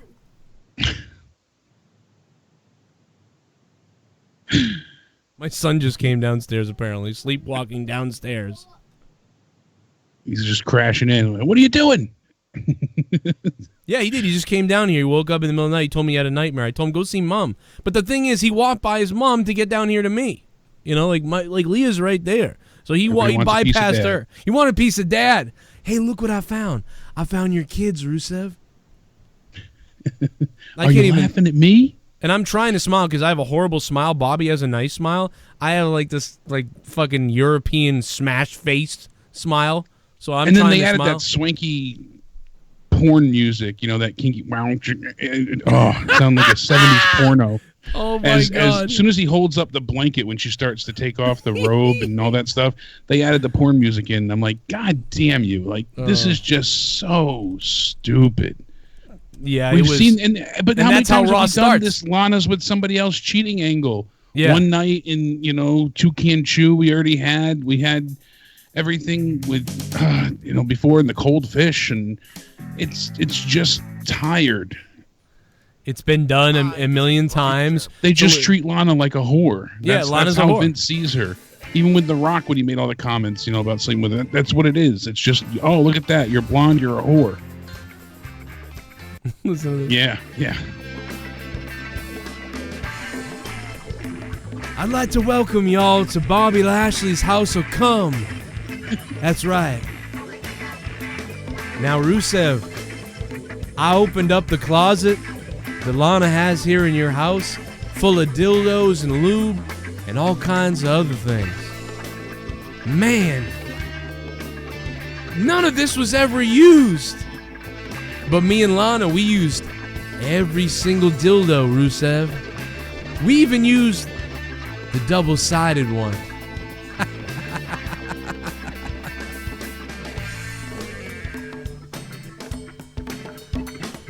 Oh my God, wait a minute, who's coming down to the ring right now? My God, it's EC3! Oh my God, EC3's on his way down to the arena! Here comes! My God, he's back in the WWE! Not on the card. Oh. I am not on the card. I am not on the card. I am EC3. Not on the card. Yeah. EC3, WWE doesn't even know what the fuck to do with me. Yeah, you haven't seen me on TV, but I've been in the back posing for girls. Look at my muscles. Yeah, look at me. Why am I here? Why did they sign me? Cause I bang Dixie Carter's rear. Take a look at my physique, you get weak, but you never see me week to week. What's going on? Yeah, I am not on the card. I am not on the card. EC3. EC. You can't see me. I am the bottom 1%. What? Thank you, EC3, for making an appearance. It's always great when you make an appearance. Jake, what else you got? I'm sure you got some thoughts here more on Raw as I do, and I am going to play the donations in a minute. We're behind, I know. One thing I did enjoy was the trash can that had Natalia's name written on it. Things like that just makes me chuckle. You see Lacey saying, "Oh, I'm going to take the trash out like you are, and I'll be the last lady standing." It's cool to have those little type of quips. Dude, I'm sorry. I love when Lacey's like, "You nasty thing." Like Yeah. I'm sorry, bro. I'm a mark for that. I'm a mark for Lacey. I know a lot of people, like half the people think she sucks at wrestling. She's terrible. I don't care, man. She entertains me when she's like, "You nasty thing. You're a nasty one." Like, that's just fucking hilarious to me. I don't know. I'm fucking Mark. I don't know. Everything they else went sucks. ahead and, I was laughing because Natalya immediately hits the sharpshooter, and Vic's like, "Oh, that's not going to matter because it's last woman standing," and I'm like, "Exactly." So, know what the hell you doing? But I did like that hit with the the trash can, the trash flying everywhere. Yep. I did like that match. Like I said, give that about a 7 out of 10. And then we had Aleister Black show up, and I'm like, oh, this is what they're going to do. Everybody, you were right. Everybody's not going to be here, so they're just going to throw everybody they have left out from, and that's what they did. The Street Profits, they went on and on and on. They called Drake Maverick the 40-year-old virgin and talked about Fox and Buddy Murphy, and, they just went on. Again, boring as hell. And then we had the Raw Tag Team Champions, Robert Roode and Dolph Ziggler. They took on the Viking Raiders in a non-title match. Right. So immediately that the Viking Raiders are going to win because it's a non-title match. Right. So it didn't matter. Again, that was my problem last night with Randy Orton. That was my problem. Once it's non-title, well, there you go. They're going to lose. No doubt about it. And it wasn't a bad match. I mean, we saw some cool, innovative maneuvers from the big guys and the Viking Raiders, and But they ended up winning in the end, so now they get a title shot next week. Fine, if that's what you want to lead to. But the crowd was dead for the pretty much the majority of the match. I think they only cheered that it ended. And it was a 17-minute match, I'm pretty sure. Then we get the another Singh too brothers. long multi-tag match that went too long. Yeah. Because this was all just thrown out. This was all just thrown out as fluff, like to get to next week. Aleister Black comes out, and in a minute, we get the submission hold for the win, and I was like, okay, that's all right, whatever. I guess that's what we're getting. And someone in the chat just said they used to like Street Profits, now they hate them. It's like, look at that. Yeah. I was all about them, seeing them live. The crowd was so freaking hyped for them at NXT 25, the takeover there. The 25th. And they're still fun there, just like Finn Balor. When anybody shows up in NXT, you're like, it's like a parallel universe. Yeah, non-canon. Yeah, it's weird. It's like a parallel universe. Yeah. Rey Mysterio, with him talking and saying, there wasn't a damn thing I could do about Lesnar mauling my son. Yeah, I get that. And he's like, I had to go and get my familia to show up. Cain Velasquez is his godfather. Oh, that's news to us, but okay. Well, see, that's cool. I don't mind that, but you're right. We didn't know that. No, that's what I'm saying. I'm like, okay, that works. That's I like what you did there. When I got his godfather, La Familia, we fuck you up. That's my guy's my son's godfather. He's gonna cut your balls off and stuff them down your throat. So that was a positive because fat Ray gringo fuck. He did another great interview and really showed a lot of emotion and conveyed that, hey, I couldn't get the job done. I knew the size differential was going to be too much, but that's when I got family involved, and I know he's the only man who can avenge my family. So that was good. I give them a positive for that. But I would have said that he called me. I would have said, like, he called me immediately and said, man, he said he was at back. the hospital with Dominic. Yeah. And that's when he showed up, so... I would have. Well, yeah, and I guess that's fine. So I mean, pretty much all encompassing. And then we had the OC taking on Lucha House Party, and you said it felt like a 3-hour match, but it was only 10 minutes long. Oh my God, it felt like 20 minutes. It was only 10 minutes long, and all for Styles to get the phenomenal forearm and get the the clean fall, and it's like, all right. It felt like a bad 205 Live rejected dark match. That's what it felt like. It wasn't a good match. The size difference between the two teams, less AJ, but more, Gallows and Anderson, it felt like they weren't working well together. Things were not clicking and triggering. So I don't know. And then we had The Miz talk forever, and it wasn't a bad segment, but it wasn't great either. We've heard all this. The only thing I do appreciate here is I like Charlotte's comeback, because Becky said, I made that belt famous, and Charlotte said, I made you famous. Can't argue that fact. And that was a really good line. I appreciate that. But as you said, the Kabuki Warriors, they come out, they're not speaking English. And you had Jerry Lawler be like, that's my sentiment exactly, not understanding what they're saying. Yeah. It was a nice little heel thing. Yeah, it works, but the match was okay. I figured the Kabuki Warriors would win. That's what we got. The aftermath played out with both Bliss and Cross. So we're going to see a rematch, obviously, there. And then it pretty much went on for quite a while again with just more backstage crap going on that no one cared about. And we had Ricochet and Apollo Crews. Again, Ricochet trying to tell everybody that superheroes do exist. Oh, my God. Again, he did it again. Yep. And that was after Charlie Caruso's cringe backstage comments, too. Yeah. Oh, yeah. Ross certainly has been on fire tonight. Whatever. What the fuck? I want to slap her. So that was just, again, another thrown together bullshit match. I know, guys. I'll get to the donations. I'm sorry. Yeah. People are like, what are you doing? We wasted all the time to get to the ending with Braun and Fury.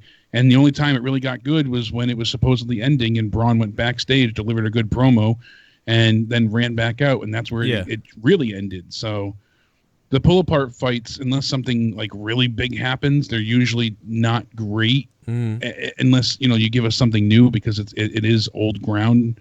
It's we've been there, done that. You know what I would have done? So you know what I would have done? I would have had. I know that you don't do this; you do a pull apart instead.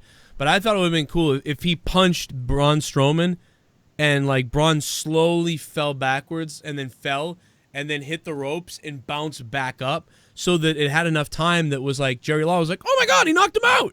He knocked him out. You know, Fury just knocked out Braun Strowman. And as Strowman fell, he bounces off the ropes, and then he gets back, like, his wits about him again, and then Braun fucking and then Braun, like, fucking spears him, and then they start fighting. I thought that would have been wicked cool. The idea of him falling like a tree, bouncing back up, and then fucking spearing Tyson back, and then they get broken up or whatever, and then because that would have been like, whoa. But anyway, whatever, that's me. By the way, yeah, this is somebody to look for, no doubt about it. Somebody said, who's that jobber? This is my buddy, man, Darley Desmond. He's a good guy. Look up Darley Desmond. He does a lot of XWA wrestling. I saw him the other night. Had a great, awesome match with my buddy Slick Wagner Brown. I love Slick Wagner Brown, man. I've known this guy a long time, and they had a great match with Darley here. He's a younger guy, and this guy's got some good shit. Go check him out if you want to see some good wrestling. I just like every once in a while to promote somebody, and I figure I'll throw him out there. Really quick, I like what Jason Powell said. He said if the match appealed to you going into the show, then this worked for you, the main event. You know, the whole pull apart. But if the whole Tyson Fury coming to WWE didn't interest you to begin with, then this was not going to sell it for you. And all night was kind of just let down nothings. So when you add that all up together, it's like there's a lot of opportunity tonight to put people to sleep, and that's exactly what happened. And then, of course, The Fiend attacked Cesaro after Raw tonight. The crowd went crazy. They went nuts. Oh, look at that. Bray Wyatt's there, so he's not injured, you know. The crowd at least gets to go home happy because, oh, look at that. They saw The Fiend. But who gives a shit? Why didn't he do it on TV? Because we need to see he's crazy strong. Like, they should have been like, we get this guy out of here after what I saw him do last night. This guy's not human. There's nothing you can do to him.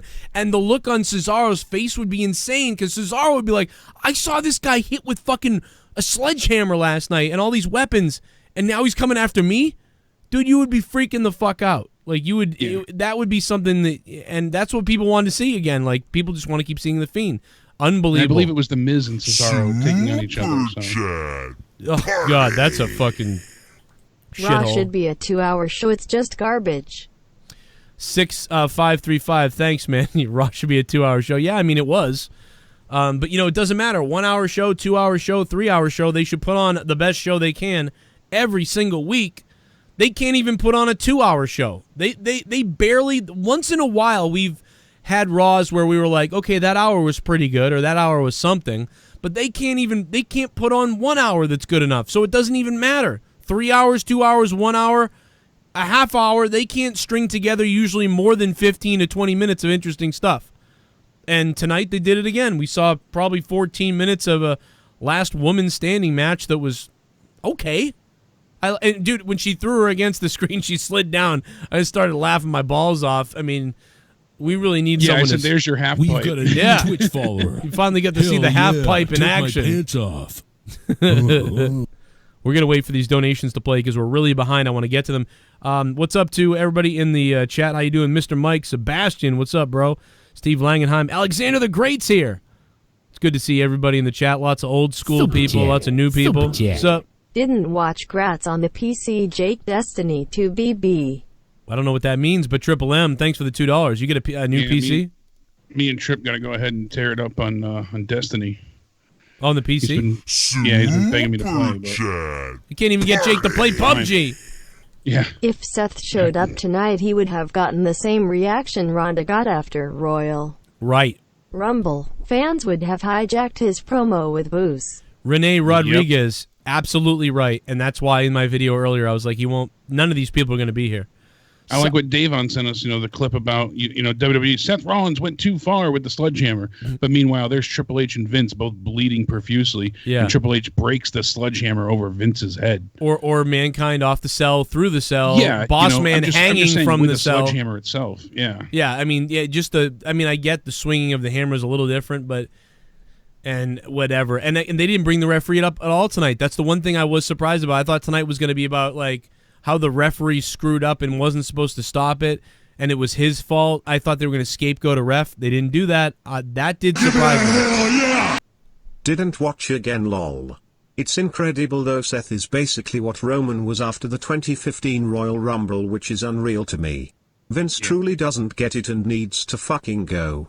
But a quick reminder, Vince's mom is still alive and she's fucking 99.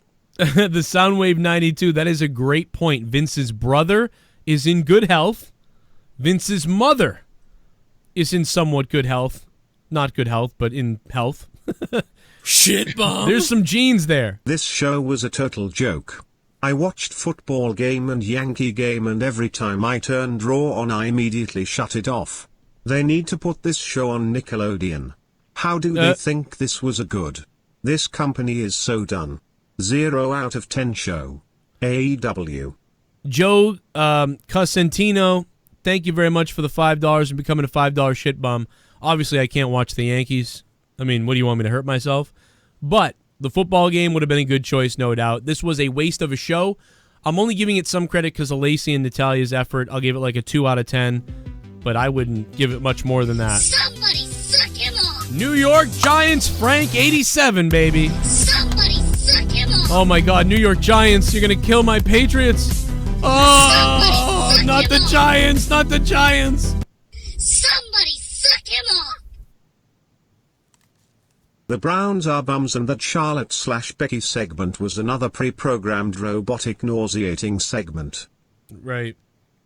Yeah, no doubt about it. It was more, almost all the promos tonight were pretty cringy to me. Everything sounded robotic, Frank. It really did. Robotic, out of place, eye-rolling, just horrible shit. And there was nothing really good about Raw tonight. This was, I can't even get mad. All my angry energy came out last night, and I knew this was going to happen tonight because all they care about is the draft next week. Here we go, about to get it, man. Here we go. Here we go. Here we go. Oh. By the way, Cleveland got steamrolled. It's because boxing doesn't mean ish to people in general outside of boxing fans. Right. Same with MMA. If Conor McGregor comes to probably will be a big deal. We'll see. And Ulysses, thank you for the donation. Boxing once transcended everything. You know what I mean? In the 90s when we grew up, in the 80s and 90s, like we all cared about boxing in a way, like we all knew about it, kind of like how the Attitude Era in WWE. Like even if you weren't a boxing fan, you knew Mike Tyson, you knew Buster Douglas, you knew Evander Holyfield, you knew of like so many different boxers that you could identify with for different reasons, even if you didn't watch. Now, you pretty much don't know if you don't watch. Smoke weed every day. Muhammad Abdel. 010 Raw most boring show I have seen in recent memory. What did you think of Kairi Sane's new schoolgirl gimmick? I mean, Kairi Sane is hot as shit. Okay? No doubt. I mean, I looked down at my dick and it was Domo Arigato, Mr. Roboto. Okay? And people were saying, look at her being heel back in the times of Lucha. Yeah, no doubt. She could be a great heel, I'm sure. It was just odd the way they did it tonight. I can't believe I said that. So I just kept going. Just keep going. Thank God you didn't bring it. Been a WWE fan of over 15 years. I've been so patient that I am officially done with them. I can't take it anymore. Dynamite is my primary show now. Brandon D, it's no surprise, man. Thank you for the $5. And if you're from Australia, what's up to Australia? We have listeners in Australia, like New Zealand, the Middle East, Abu Dhabi, fucking Canada, Mexico, all over the place. Japan, I mean, everywhere. Britain, obviously, England, Ireland, Scotland, Netherlands, just so all over the place, man. And no doubt about it, everybody's welcome here. 15 years, I can sympathize with that. But I've been watching for 30 years now. So, like, I don't know, man. Like, I'm pretty jaded at this point. But yeah, man, absolutely no hate on you at all. Everybody's welcome here. We're no SJWs, though. I'll tell you that. But we love everybody. Super chat. Does anybody speak sushi, hostess? Yeah, baby. Ohayou gozaimasu. Domo arigato, ohayou gozaimasu. I saw some people saying, too, like, oh, it was good, the four big names weren't there tonight because it was showcasing underutilized talent. Yes. Yes. Right. Hulk Hogan versus Bobby Lashley confirmed. Sorry, Lana. It's Costanza. That would be more interesting than most of the other stuff we're getting. I would love to see that. Hulk Hogan, if Hulk Hogan loses, he's unable to speak forever. Costanza had a Twitter poll out before, seeing if Hogan should, interview Bobby Lashley. Yeah, that's a great. Someone in the chat just said 15 years. That means you've only seen trash. That's true. I mean, really, I think WWE sucked since 2008. That's my personal opinion. That's 11 years. That's 11 years of pretty much, I mean, not totally sucked, but mostly trash. I would say 80 to 90% of everything has been horrible in those years. But yeah, sadly. And like you said about boxing as well, I mean, it really was larger than life. I mean, I was in elementary school at that point in time, and everybody was talking about Tyson. Right here. This is the new donation, yes! Leave this briefcase right here. I'm gonna leave this Look at this lady, briefcase Jake. right here. I'm gonna leave this briefcase right here. I'm gonna leave this briefcase right here. Son, run, you fat bitch. Run, you fat bitch. Run, you fat bitch. Run, you fat bitch. I'm gonna leave this briefcase right here. I'm gonna leave this briefcase right here. Whoops. Don't you think I'm a fucking terrorist? Run, you fat bitch. Run, you fat bitch. Your tracks today. Yeah, run. Never run so hard in all your damn life. Leave this briefcase right here. I'm gonna leave it. Fat bitch. I'm gonna leave this briefcase.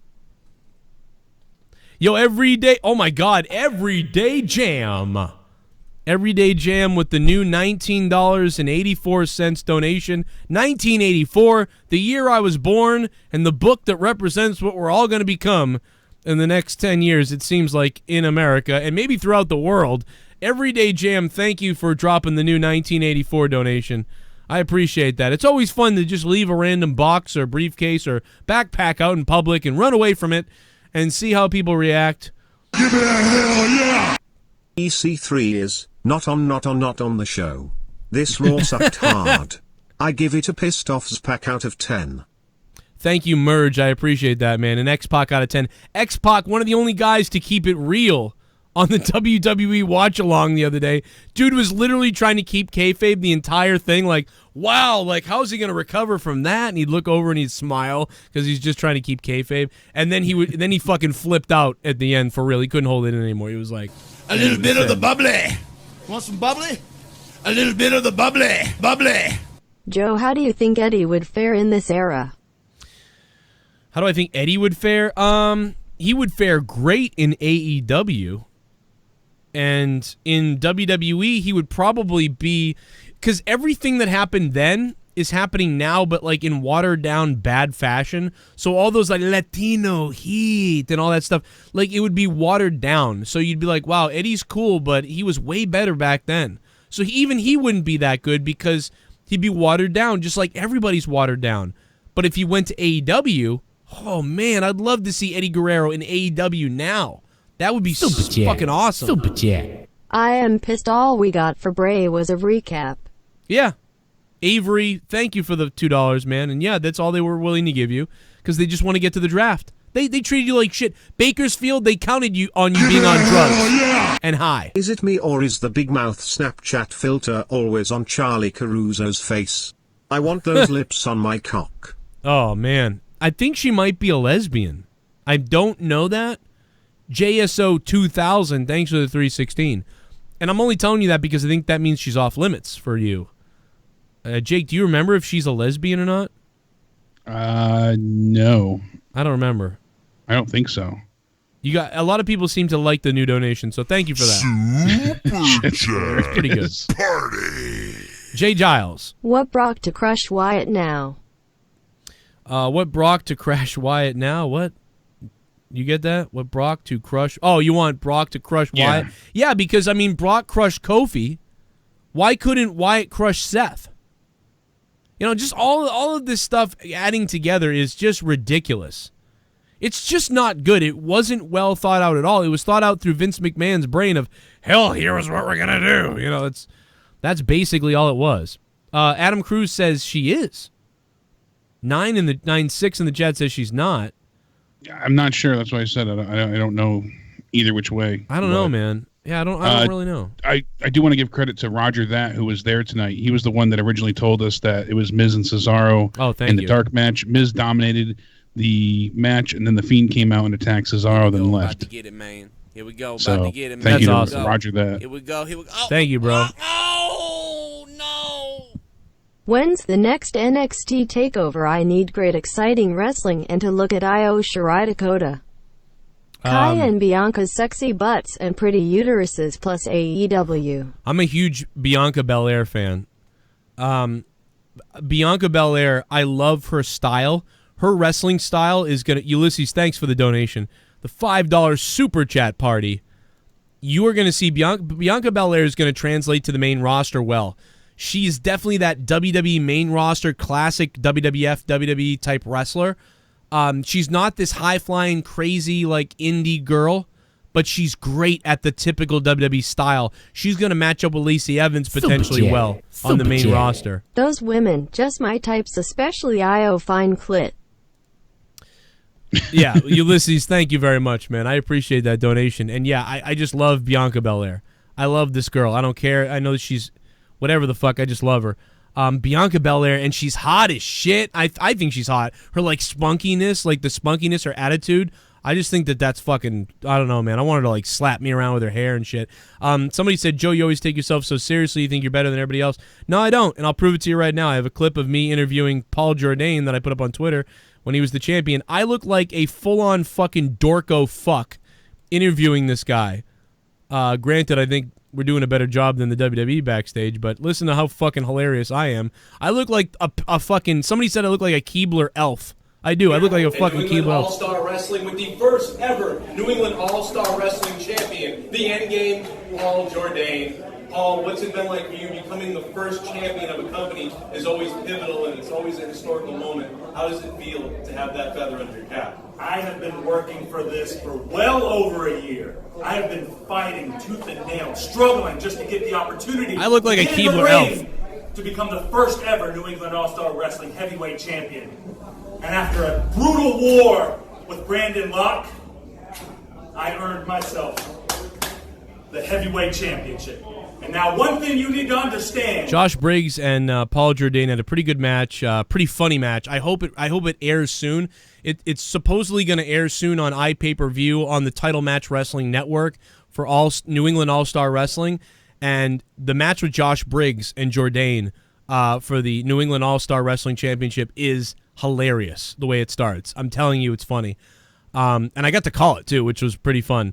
But I look like a Keebler elf. And one of the reasons is because I was asked to come out there for color commentary. So I dressed kind of douchey. Backwards hat, button-down shirt, blue jeans. And I was just going to be like, what's up? You know, and that's usually the gimmick I go with when I'm color. But then they said, we already have a different color guy. He actually ended up showing up. So you're only going to commentate 2 or 3 of the matches, and you're going to do the backstage interviews. And then we're going to play them live on the show. And I'm like, what? So I'm not dressed for that, but whatever. But the shirt, like, puffed out, and I am overweight right now. I definitely am. But the shirt puffed out, and it made me look double fat. And with my thinning hair, I look like the Keebler elf. I'm starting to look like fucking Howard Finkel, or like one of the WWE people in the back that's like kind of chubby announcer guy, like with a bow tie. Like, I'm starting to look like that. It's funny because as a kid I was like, I'm going to be Shawn Michaels. Like, I'm going to be Shawn Michaels someday. I'm going to be this great looking sexy wrestler it's going to be crazy. I'm going to be ripped and I'm going to just do all this stuff. And then you're like, I can't imagine being Bobby Heenan or one of those guys. But I love Bobby Heenan. My favorite things ever in wrestling are probably like Shawn Michaels and Bobby Heenan. If I could be like anybody, it would be like one of those guys, maybe Vince or somebody. And it's turned out that I'm going to look like fucking Bobby Heenan. It's just kind of fucking hilarious. I look like the goddamn Keebler elf. I mean, you know. But yeah, so thank you for saying that. I do not take myself that seriously. I know that I've been saying this stuff, and that's just me joking around, man. Like, it's kind of become a gimmick that I'm like, they didn't hire me, and like, I'm mad. Like, it's sort of become like a gimmick. I mean, I do feel that way a little bit, obviously, but it's not that serious. I'm just kind of fucking around. I like to throw that out there. I'm going to keep doing it. It's funny. I'll play some more donations now. So. Give me a hell yeah! Little rant. I am kinda pissed all we got 2.5 hours into Raw was a weak-ass recap of Seth Rollins versus Bray Wyatt's match and nothing else. Not even a Funhouse segment. Yeah, Avery, thank you for the 3. By the damn it, thank you for the Austin 316. Steve Austin wasn't even on the damn show. I can't even do it. Especially knowing that Wyatt was there. Yes. He was dressed in person. He appeared after the show went off the air. Like, they could have done so much. We needed to see him. There goes your job opportunity. Ha. Fuck you, you son of a bitch, Vic Joseph! You Nosferatu, slick black hair, motherfucker! You slick back hair! Ah! Sorry, No way to make you rage faster. Fucking Vic Joseph, you cocksucker! On a funny side note, Jay Zombie, who often donates to the show, I talked to him. He went and met Jake the Snake earlier. Ooh. He was at I was there. the Funny Bone Comedy Club, and he got to talk to him for quite a bit, and they were having a fun interaction. Jake the Snake was talking about how he doesn't like Ric Flair. He said that Charlotte Flair looks like she has boy hips. She looked like she has boy hips. Turkey time in the chat! My God, the turkeys have come to the Joe Cronin Show! It's turkey time! What if the turkeys ate us? What if they filleted us?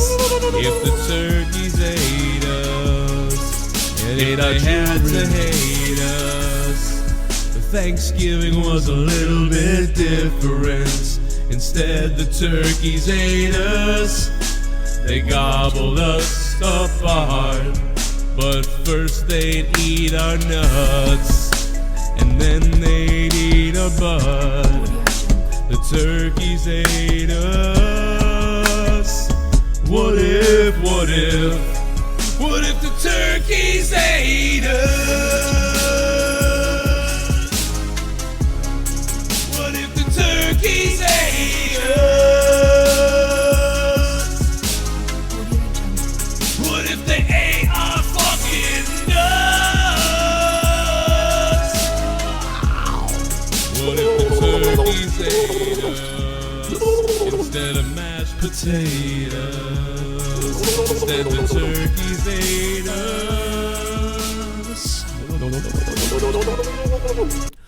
Hire Joe for commentary. And Jake for backstage interviews. Oh, God, and it'd be hire great. JD to sleep on his dreams. Fuck that coal burner. And Cody unblocked me. Ha ha ha, what a pussy. Oh, man. John motherfucking Montgomery, thank you for the $29. Did Cody really unblock you? That's awesome. Because guess what, John Montgomery? I talked to Cody the other day. Oh. And I mentioned a couple people. Did he really unblock you? Was it yesterday that he unblocked you, or a couple days ago? That's fucking hilarious. He listened to me. That's crazy. Cody, you're the man, bro. Cody Rhodes is the man, and we're going to have somebody from AEW joining us tomorrow on the Joe Cronin Show here. It's going to be great. Look for that upload. Oh my God! My God, Tommy NC 2010 is here! Oh no! At Raw tonight. Unbelievable!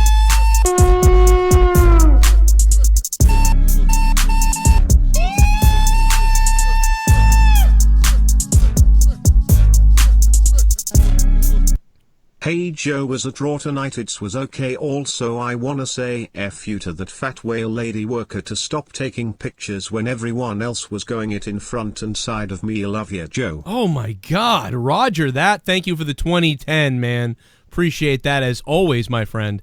What in the world are you talking about, though? He was, I guess, trying to take pictures tonight, and there was some, he said, fat whale lady trying to, yell at him to stop taking pictures. Wait a minute. Are you like somebody in the crowd was yelling at you to not take pictures at Raw? Or are you saying like he a said security? It was a worker there. Some okay. Yeah. lady worker. Sometimes if you're like, if they see you taking video on a tablet or something, they will yell at you, but that's rare. When everybody was walking by in front of him and on the side of him, because he was on the floor, so. It is weirdly inconsistent at some arenas. If you are like if you do it with some amount of subterfuge, you'll be okay. But if you're just like, I'm recording, I'm taping, like somebody may say something, I guess. But I've seen it where I've had security in our section yell at people for taking photos, Yeah. and then the next section over, they don't give two shits. It just depends on who wants to show off for their job. You know, that's typically what it comes down to. And Paul Unit 5000 in the chat said, when I saw Jake the Snake at Funny Bone, he was talking about how Mr. Fuji would shit in your shoe as a prank if you're sleeping on the plane. Yeah. And yeah, just apparently because Jay Zombie was telling us, you know, Jay told us that fucking Jake was talking about how he had sex with Sensational Sherry, what it was like to fuck her. And then he said my at first God. he was not cool with the snake gimmick. He hates snakes, but you know, you can't forget that Charlotte has boy hips. I mean, like I would love to see him live like this. I was trying to jack off to Charlotte one night because I love it. I love women in WWE. I've always loved women, and I saw Charlotte and I was like, man, I'd love to whack off to that. But then she started moving her hips, and I was like, I think that's a boy. And I'm not going to masturbate to a boy. Oh, man. One time I was in a hotel room, and Vince McMahon comes in. He goes, hey, are you guys all set? And I said, yeah, for tomorrow, Vince. And he didn't mean the show. Vince meant, did we have cocaine? And I didn't. And I said, no, I don't have anything. And Vince he dumped a bag of cocaine all over the desk. And then me and Honky Tonk Man started snorting this cocaine. And the next thing you know, we're fucking hookers in the ass and in the mouth. And I mean, it was disgusting. They would just do anything. And I was so fucked up, I didn't give a shit. And chances are those girls ended up in a hospital with some kind of mouth infection from stuffing my dick in their ass and in their mouth. They had shit all over my dick. And then I put my dick in their mouth. And then I'd say, hey, you want to see my snake? And I'd pull Damien out, and we'd all have a fucking three-way. Like, I would fuck these women with Damien. Just fucking, like, you gotta hear Jake the Snake. It's fucking hilarious, He's just man. so damn good. So friggin' funny. Oh, yeah. Oh, wow. What the fuck? It's Ryback. Ryan Reeves. Yeah. Oh, no, more turkeys! Oh, we got more turkeys. What if the turkeys ate us? What if they filleted us? What if they killed us and ate our children? What if the turkeys ate us? What if they filleted us? If the turkeys ate us, if they had to hate us, the Thanksgiving was a little bit different. Instead, the turkeys ate us, they gobbled us apart. But first they eat our nuts. Oh. And then they eat our butts. Oh, stop it, Crystal. Stop it, Crystal. What if the turkeys ate us? Anybody coming into this stream right now who doesn't know about the donations, they're just like, what the fuck is this retard doing? Like, they're like, they must just be like, what is this? What if they ate our fucking What if the turkeys ate us instead of mashed potatoes? You are Instead fucked. the turkeys ate us. You are fucked. Yes, I am. What else we got? Oh, a little bit of the bubbly. That's it. Want some bubbly? Look at this stuff. Oh, a 6, little bit thank of the you. bubbly. That's it. 6. Sorry guys, we had one of our crew members work that Hell in a Cell match last night. Oh, the San Jose Sharks referees. Oh my God, that all makes sense now. The goddamn San Jose Sharks referee. He was the ref in the Hell in a Cell. Makes sense now. Now I get it. Oh my God, they were right near San Jose. That makes perfect sense. They're only about an hour or two away. Yeah. And Oh that's my why God. he said he called the match. Probably got some money off to the side too, you know? This is unbelievable, guys. And by the way, I believe it. I believe it. When I was a kid I couldn't imagine missing over a month of wrestling and not care. WWE has killed my love for wrestling. Wow. Between the sorry storylines and selling out to corporate America, I just can't take it anymore. TJ, listen, man, I don't blame you, man. Everybody's feeling this way. I think everybody needs a break, you know, and I think that people are still, a lot of you guys don't even watch. You just come here for the reviews. I get that. I'm going to keep watching. My fucking life depends on it, but it's hot. This is tough. This is weird. But hey, this ain't no coal mining, so it's not that tough. $9 for a fuck. Someone donated 9. I'm getting hard. I got 9 inches inside of your wife. $9. I'm shooting my semen to the ceiling. I'm coming, and my balls have turned blue. $9. Suck my jack. Suck my. I honestly don't care what they do with the Fiend from here out. F. Vince's corpse and F. Paul Heyman's corpse. Oh Rock my die God. in a pit of cocks. Die in a pit of cocks, Jason Tarr. Jason Tarr, thank you for the 9, baby. The $9. The 9. Nueve coming in from Jason Tarr. Thank what's you. What's funny about that, Jason, is that Bray Wyatt, according to Ringside News, has been liking a lot of interesting tweets. People were saying, mandible claw to Vince tonight, please. He liked that one. Then Bray likes somebody saying, give the mandible claw to Vince. That'd be nice. And choke him out and, you know, choke him to death and all this stuff. And Bray's been liking these tweets. So maybe he wants to hurt Vince. I don't know. Kind of seems that that's what he's alluding to anyways. Maybe we'll get our wish. Secretly backstage, he'll snap.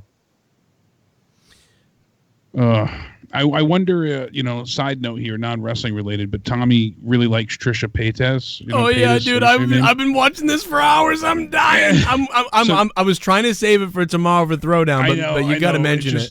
So good that now, I'm transgender, you know, and this whole thing for attention. I wonder if Tommy's still gonna, you know, mark out for her. But this she now he has angered many people from the trans community to the LGBTQ community, GLAAD, all this stuff. There's just a shitstorm on Twitter that I saw, and it was too much for my eyes. I'll tell you that much. But I wonder if you know, Tommy's still all about Trisha. Makes you laugh. Gotta see what the hell he has to say about that one tomorrow. Hopefully he'll call in.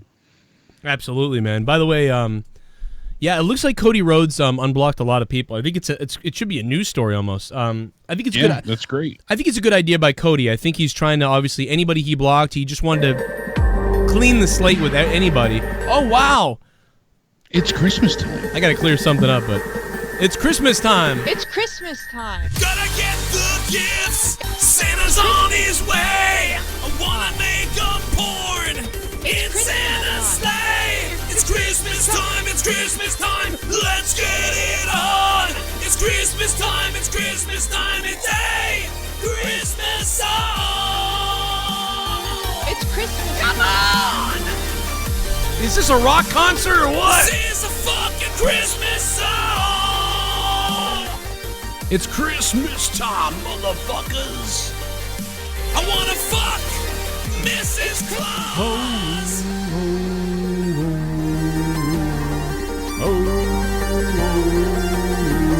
It's Christmas time. Six, did you just drop a donation but you didn't say anything? Wow, thank you, bro. A lot of people have been just donating and not saying anything. Thank you very much, Six. I really appreciate that, dude. Jason Tarr, thank you as well.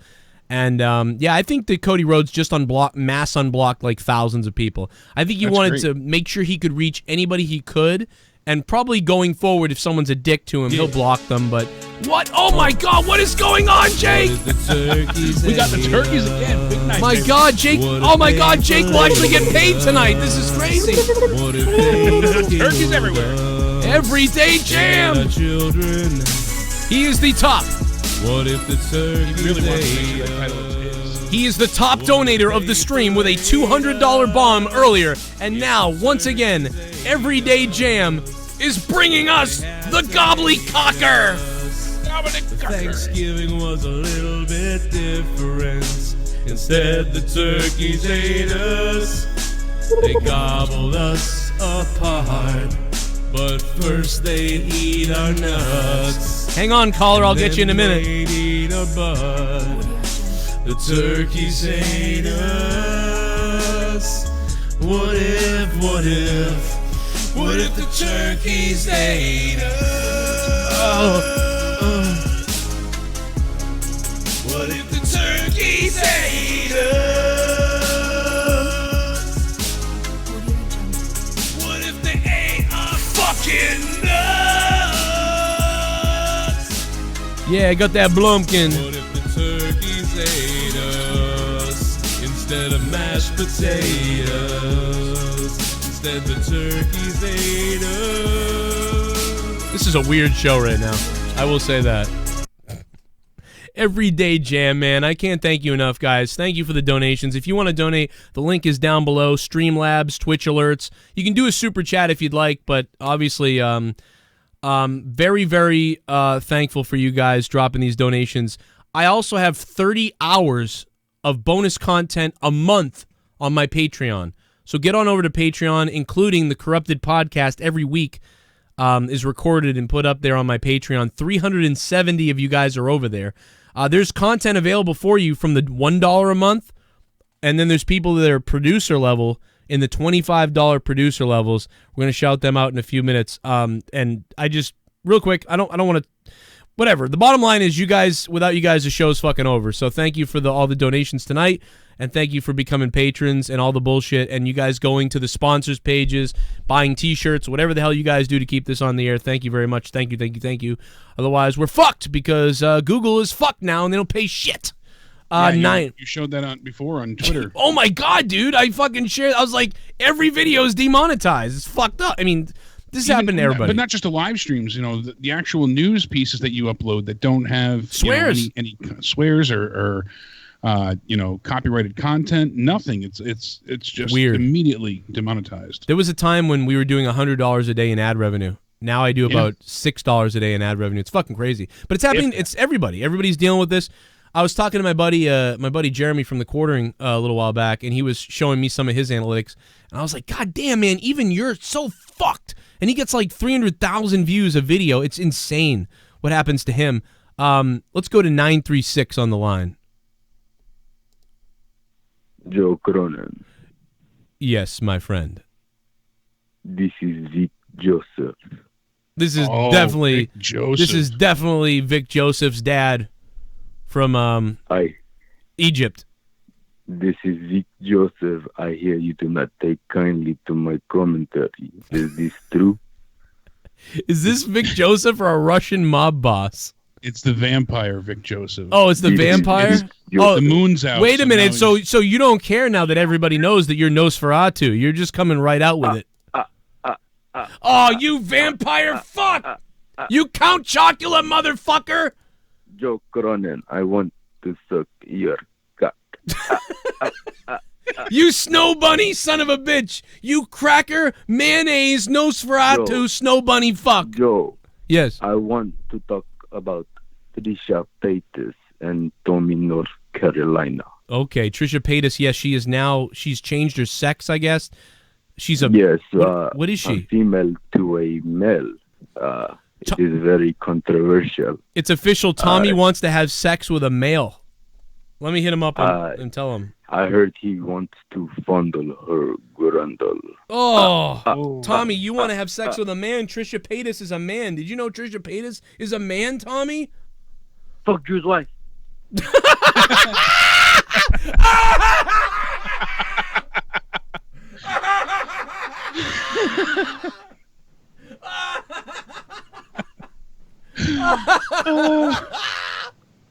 Oh my god.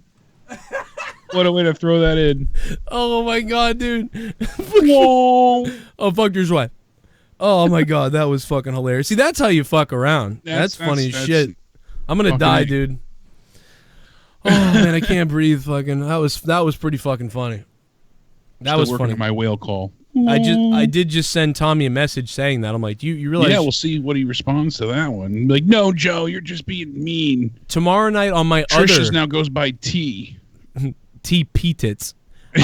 Tomorrow night on my other channel, Corrupted Nation, it's Tuesday Night Throwdown. live at 10 p.m. If you guys get over there tomorrow night, we're going to try to get Tommy and discuss this whole thing because he's in love. Oh, she's so hot. I want to bang the hell out of her. I love her. I love her. I love her. And now she's a man. We're going to get Tommy NC's response hopefully tomorrow, 10 p.m. on Tuesday Night Throwdown on Corrupted Nation YouTube channel. I've got 11,000 subs over there. Jump over there. Check it out if you haven't already. And thank you to that caller. What a great call. Let's go to another caller, another guy who's been calling all night, and so many people want to get through. 213, hello. Hey, what's up, Joe? What's up? Well, the only thing I have to say is that Hell in a Cell sucked last night. Raw sucked tonight. That's true. What the hell is Vince McMahon thinking? It feels like Vince McMahon hates us all. I mean, it feels like he hates the wrestling fans. It feels like WWE feels like they hate us, and AEW feels like they can do no wrong. Even if they do wrong, it feels like they can do no wrong, and WWE feels like they could maybe do a little right and it would still be wrong. So it's like they're fighting this uphill battle, but they're making it nowhere near easy for themselves. They're making it almost as hard as possible for themselves, and it's kind of incredible. Jake, did you have any more news you wanted to spit out? Tyson Fury apparently knocked out Cesaro after Raw. Oh, okay. So that's kind of funny. After the Bray attacked Cesaro too? Yeah, they said that after Raw was over this week, Cesaro was left in the ring with Tyson Fury, and this meeting did not go well as a Swiss Superman would have liked it. Security was able to separate Braun, obviously, earlier, and Fury landed 2 quick as lightning punches, and Cesaro dropped like a sack of potatoes. So wow, that is pretty funny to go ahead and, yeah, you figure that I don't know if this took place before the Fiend stuff. I imagine it was afterwards, but all of a sudden Cesaro's standing there and just gets clobbered. When he falls back, being knocked out, he's just got 1 foot in the air. So. Oh, man. That's pretty funny. See, that would have been better on Raw. Like, that was probably the second best thing that would have happened all night. Yeah, that at least was entertaining. Cesaro gets back up to, like, go and retaliate, and he swings and just falls back on his ass unconscious. So See, we figured out how they could have gotten Isaac Yankem DDS over. Can you imagine Isaac Yankem back in the day? Every time he gets a wrestler alone in the ring, the music comes on for the drilling. Yeah. And then the strobe light, and Isaac is drilling into their teeth. Kane is drilling into their teeth. Like, they're like, oh! It's like, I just gave someone another filling. Like that dude. Oh my God! Somebody translated Asuka and Kairi's promo as well. Give me a minute. I'm gonna mute. I'm gonna leave you solo. Are you cool with that? I'm gonna be. Yeah, I'm listening. I'm just fixing something. Okay. It's funny as hell though, because Asuka said, "We're the Kabuki Warriors. Don't you get that we're the champions?" And then she says to Becky and Charlotte, "Wait, you're a champ? You're a champ? Even if you team up, you can't beat us." And then Kairi says, "Everything you just said is spot on, Asuka. Charlotte, Becky, I'm sure you're tired, but we're going to beat the shit out of you." I think that's hilarious. So they got away with swearing on Raw as well. I mean, we heard him say, shit, other times on other promotions and stuff too. So it's not a huge surprise, but just the fact that they were, able to skirt it by saying it, in their traditional Japanese language, I think that's pretty damn funny. So, yeah, all in all, not a great night for Raw indeed. I keep going back and forth, and I'm trying to think what I enjoyed. Like I said, I liked Rey Mysterio. His promo made sense. Why Cain Velasquez was defending his honor. I did enjoy the last woman standing match. And I'm happy for the fact that the Viking Raiders will get a Raw Tag Team title shot next week. But besides that, that's it. I mean, I'm all about giving other talent a chance. I want to see people succeed. I want to see Aleister Black get a chance to make something of himself. I want to see Ricochet do more. I want, there's people that, should be having their time to shine. But tonight, for anybody defending the show by saying that, oh, this is for all the talent that's usually unused to get their 5 minutes on air, that wasn't why they did it. That wasn't WWE's intention. It wasn't because, oh, we're finally going to give you an opportunity. We're going to give you a chance to showcase your talents. No, it's, oh, we need you as filler. You're just fluff to get us to the end of the show when, we can make ESPN headlines because Fury's in the ring with Braun again. That's all they care about. They want to be promoted outside of their normal area of expertise, their realm. You know, they don't just want to be trending on Twitter anymore. They want to have ESPN and Fox News and CBS Sports and things like that picking up their headlines and, you know, making a big deal about, oh, Cain Velasquez and Tyson Fury and, you know, things like this. And I get what they're going for, but I don't know. It's disappointing. It really is, especially knowing that The Fiend was not injured tonight and he was able to go ahead and come out after the fact. I mean, they know people are going to see this on Twitter. It's just going to make people even more agitated. I'm glad that the people there live got something out of the show tonight, being able to see Bray. It is a cool experience. It is something to be experienced, I'm sure, seeing it in person, but it's just greatly disappointing that that's what, you know, they felt was acceptable for tonight. Okay, well, they're just building, you know, they're not even building, I should say, but they're just going ahead and pushing as far as they can with what they have to get to the draft. Because when they get to the draft, they can hit the reset button, but they're always pushing towards something else. I was trying to defend them originally a few weeks back by saying, okay, so they need to go ahead and they need to get to the draft. They'll hit their reset. We'll get new feuds. And you know, we're getting rid of the wild card rule. We'll get the sense of brand loyalty here. People will have defined roles. They'll be on specific shows. We'll have new feuds, new storylines. Even then, I don't feel like this is really what we're going to get. I feel like we're just going to get more of the same. They'll mix a few people on a few different shows, but even then, it's just going to be more of the same recycled bullshit, and that's the biggest problem. And every time things start to go ahead and you know, fall by the wayside or the ratings go down a little bit, they'll bring somebody back in. You know, they'll have The Rock come back. They'll have Hulk Hogan and Ric Flair as team captains. They'll bring in another big, you know, star in the UFC or MMA world.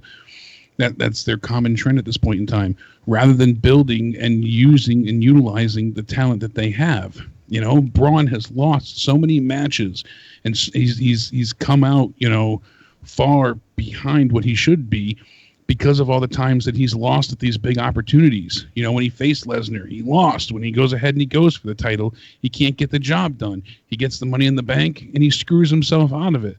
Time and time again, we've seen him, you know, flip furniture, destroy sets, violate vehicles, you know, you name it, he's done it. But when push comes to shove and things really should matter, he can't get the job done. So why should we care that, oh, now he's pissed off at, you know, Tyson Fury being there? Okay, he's going to get knocked out. You know, there's going to be some altercation of a match in Saudi, and that'll be it. And now we're stuck with Braun, who lost again. And we're still supposed to care about him? How? Why? What sense does that make? And you know, so I have a hard time defending them and their decisions and what they've chosen to do from here on out.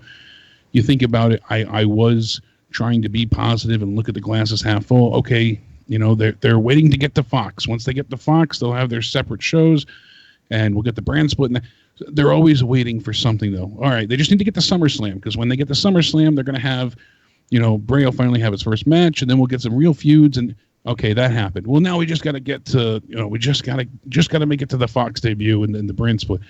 Then after that is, we just got to get to Survivor Series. Oh, we just got to make it to Royal Rumble, and then we'll be starting to build towards Mania. They're always trying to get to a point rather than, you know, really being focused on the here and now. And the storylines are suffering for it, absolutely suffering for it at this point in time.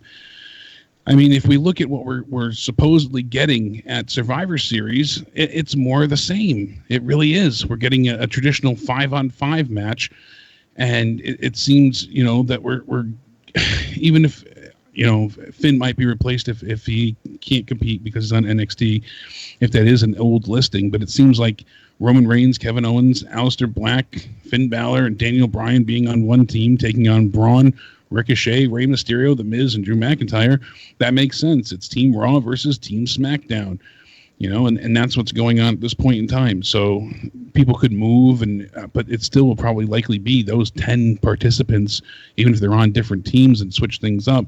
That'll be what we get. These leaks seem to turn out to be credible. So again, more of the same. It's the same people that we've seen in the 5-on-5 matches for ages now. We've seen Braun, Roman, AJ, Owens in these 5-on-5s for the past few years, time and time again. It's just disappointing, and especially when they book it as Raw versus SmackDown, and this is supposed to be, well, make it mean something, make it matter.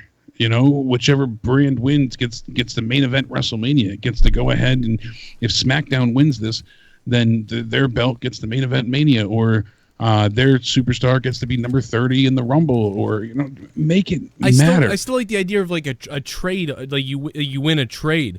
That's a great idea too. One or two forced trades.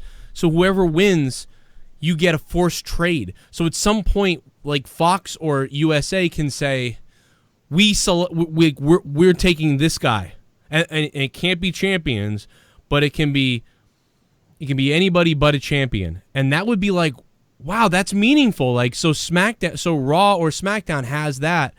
Like, why not do something like that? It would make sense.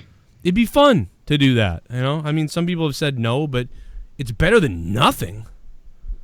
And I feel like Jake, I feel like they don't understand that, like, these aren't the Attitude Era fans either, because sometimes they do little things and they think, well, that's what you kind of wanted.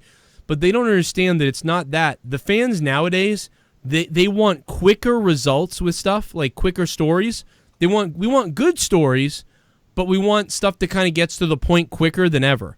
But we still want to build. Right now there's like no build, and then when there is one, it takes too long and we fall out of it by the time it gets to it. They always miss the mark. They missed the mark. I was trying to think of it tonight. I think they missed the mark with Bobby Lashley and Lana. There was something else, Jake. I can't fucking think about it, man. But there was something else that the WWE has been missing the mark with, and it's like remember we've said for a while their timing is always off. WWE's timing is always off. So when the fans decide we love this guy, WWE like doesn't adjust to that until afterwards, and by then the fans move on to something else, and then WWE's like, what the fuck? We did what you wanted, but it's too late. They keep doing that. The only person that worked with was Daniel Bryan, because the people were so insane and so insistent that it worked. But it's constantly that they go, all right, here's these two guys, and the crowd goes, oh, we really love this guy, and then WWE goes, but we got these other plans right now. Okay, now let's give them that guy that they wanted. What? We don't like that. Now we like this guy. Now you put that guy there. What the fuck? And then WWE thinks, man, these people are never happy. But it's that their timing on everything is fucking horrendous, because the wrestling fans now, they want stuff to happen. Let's go now. That's why Kofi Kingston's the best example of this. The fans decided out of nowhere, like, Kofi, love this guy. What the fuck? Kofi. And then he goes to WrestleMania. That is an example of how you did the right thing. Yes, you only got maybe 2 to 3 months out of it, like, legitimately, before it became stale. But at least you did it. At least you saw what was going on. You rode the wave. Everybody, it's a WrestleMania moment now. People loved it. Kofi had a couple months where he was legitimate. It was fun.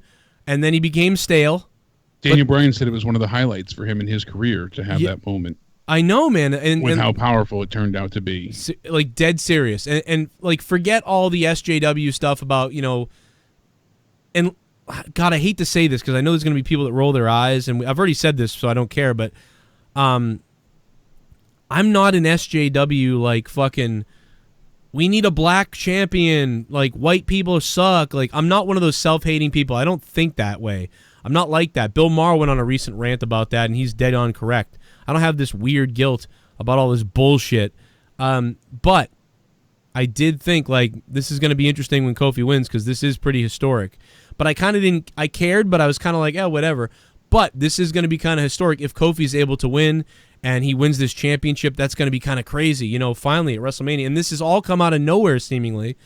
And let's see what happens. And when he won, it was really fucking emotional, and I couldn't help it. Yeah, it was powerful. You just said it, too. It was out of nowhere. It wasn't planned. Yes. That was not the plan. It was supposed to be Kevin Owens. Dude, I feel like a loser, but I fucking cried. I didn't even cry when Shawn Michaels won the title, and I love that guy. I didn't care that much about Kofi. I like Kofi, and I went to wrestling school with Kofi. I wrestled Kofi.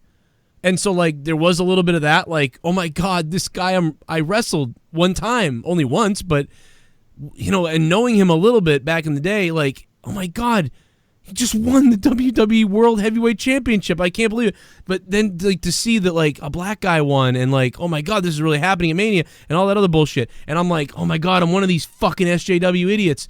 But it wasn't that. I legitimately felt that way, and I didn't want to, and I didn't feel that way, but then it happened and I couldn't fucking help it. So Daniel Bryan, and that shot, by the way, everything was perfect. The Trouble in Paradise, that looked awesome, and the shot of it was good. They didn't click to another camera and fuck it up so that it was forever ruined, because they ruin almost everything now with the camera cuts.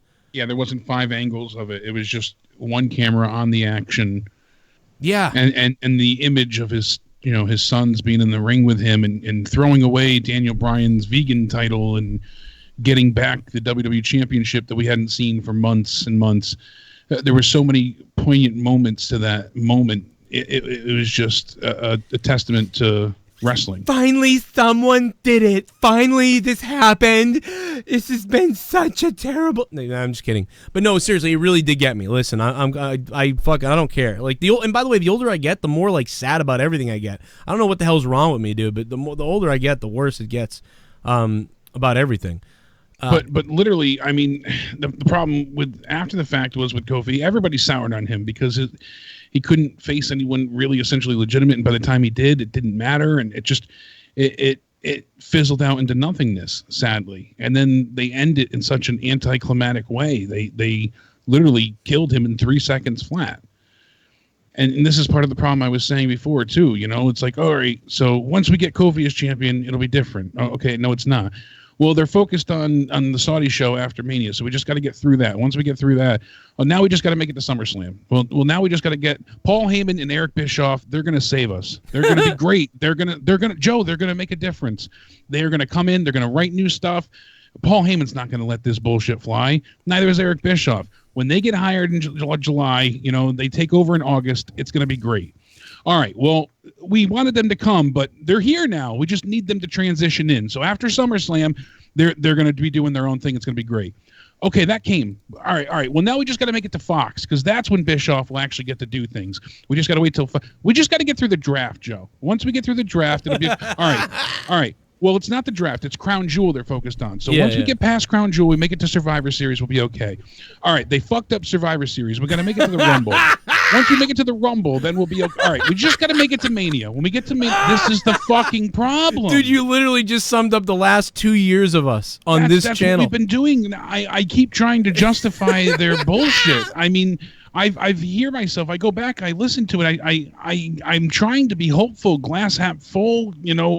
Optimistic and positive about some things. I mean, we do try and be objective at times. Yeah, people say, "Oh, you're always complaining."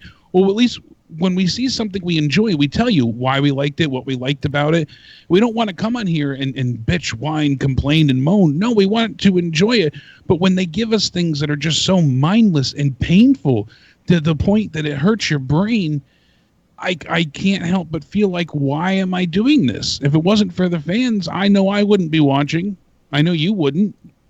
If it wasn't, that's what it comes down to. I mean, for me, it comes down to everything, and the job included. I mean, this being a sense of employment. It's just. But if you went back to 2013, when I didn't make a dime off of this, and I was just doing it, and I was working 50 hours a week at my other jobs, I would have said, Jake, we're just going to do a show a week or something. Like, this is fucked. I'm not doing this. Exactly. Yeah, there's no way. But luckily enough now with you, like, yes, it's based on wrestling, but you're lucky enough that we have such a great community of people. So you get callers, you get donations, you get jokes from the fans. We get to talk about other things as well. We really kind of trail off. We mentioned the Trisha Paytas thing. We talked about we get to be all encompassing. So thankfully, we're actually able to go ahead and break down more than just wrestling. We insert our lives into this show and make it an entertaining product. But I like what Ben said. We just got to make it to Vince's death. Once Vince dies, oh my God, and then we'll be okay.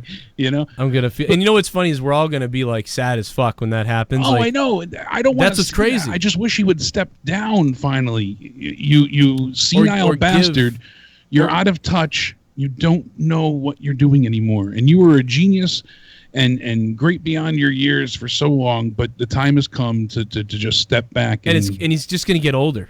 It's just going to get worse. He's just going to keep. He's going to get older. He's going to get worse. He's going to get worse. He's been motivated by money his entire life. We've known that, but now the past 2 years has really shown how money drives him in such a way.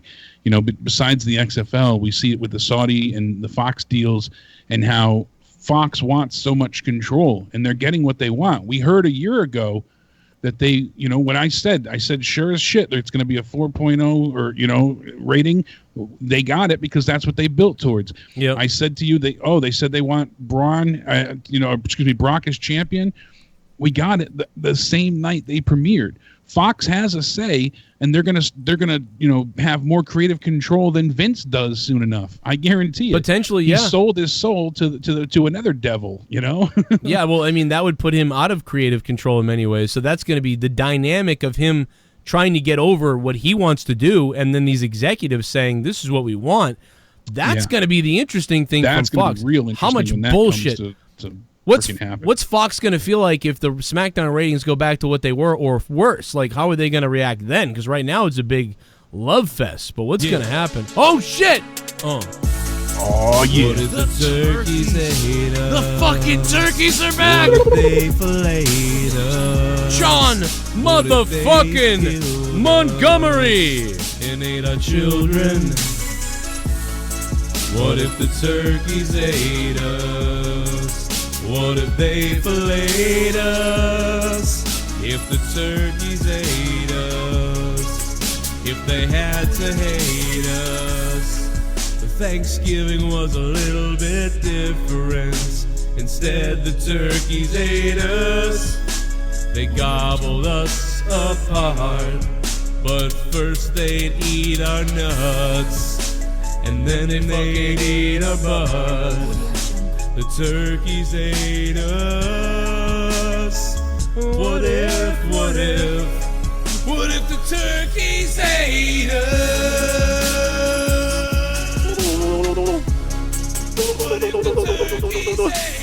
Dude, I have never seen this many turkeys in one night in the chat. This is getting nuts. What if they ate our fucking nuts? What if the turkeys ate us instead of mashed potatoes? Instead the turkeys ate us.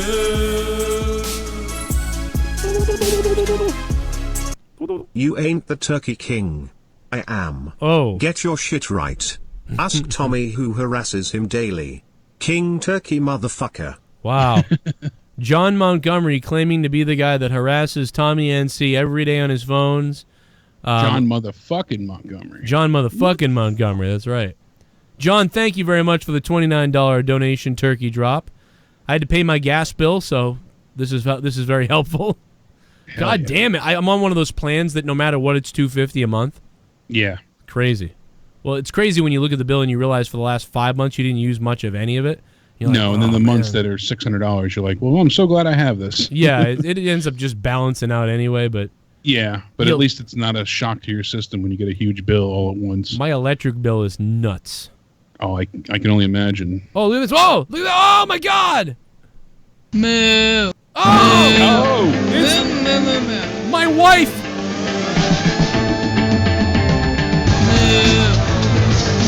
My mom.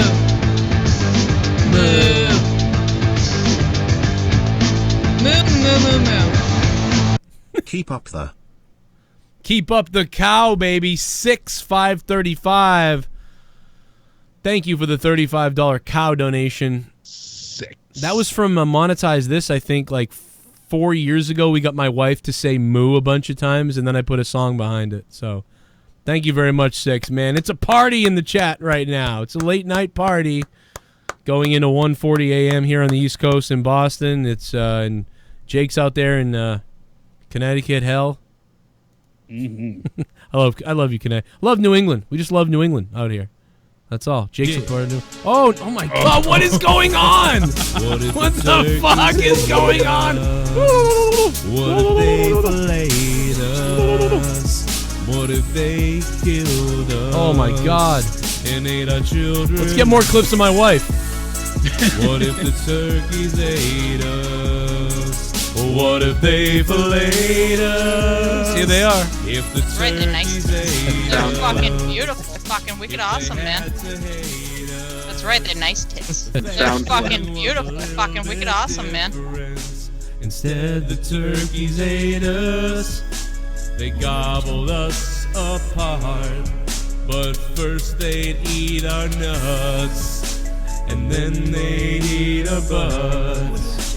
The turkeys ate us. What if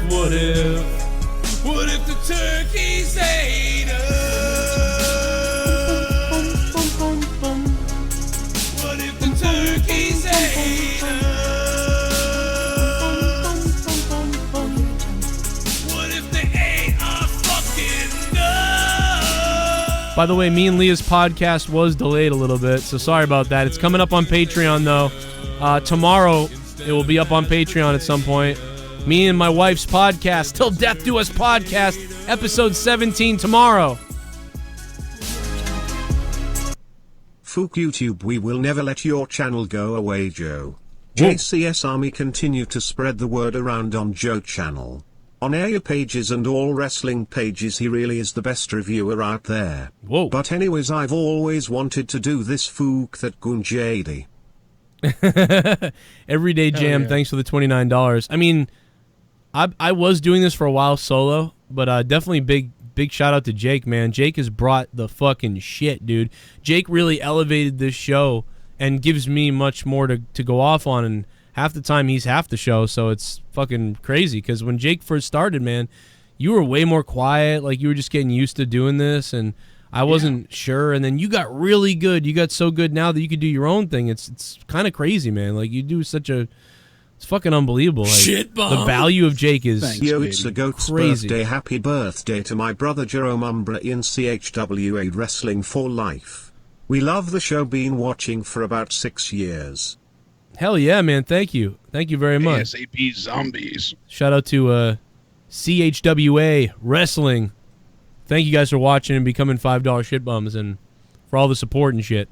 And happy birthday to your brother. And happy Look at birthday to your bro. I wonder how old he is. Did he say? 69. But yeah, there's a couple more donations. Want to let those play, and we'll come up with our final words about everything, and maybe take a call or two. And what makes me smile is 50,000 dislikes on that Seth Rollins video. Oh my God! I'm so sick of you little meth head devil worshippers. Well, you just did the new I'll be KKK honest, I'd symbol. like to take a big bite out of your face. Sup, Joe and Jake, as I told y'all, Vince will kill Bray again because it didn't come from him. Yep. And he hates things he doesn't make. That gets over. It's proven. Look at Rude Russ of Cesario. Yeah, you're right. You know, I didn't think about that, Nate. That's pretty smart, Nate. But they're pushing him so hard, though. I was less concerned with this gimmick with Bray because it was still an in-house thing. Like, Bray had come up with it in his mind, but I guess he really spoke and talked with Vince in depth and in length to make it all happen. I mean, all this had to be okayed 1,000 times for them. It's not like you just changed the character. You gave him a whole segment in the form of the Firefly Funhouse and merchandise, and it really took a lot for this to happen. So you figure Vince had his hands in it a great deal. It just, how we ended up, to what we saw last night. The top comment on that 50,000 disliked video says, "Can't wait for TLC when someone gets disqualified for climbing up a ladder." Yeah, so true. When they started mentioning TLC, I literally started like getting sick.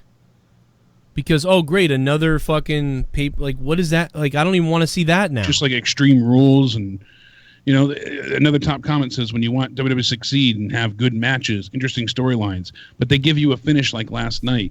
Debut of Fox, they screw Kofi, and they only give you 2 hours of a show. No 205 Live, no dark match, no Austin, no Taker, no Sting.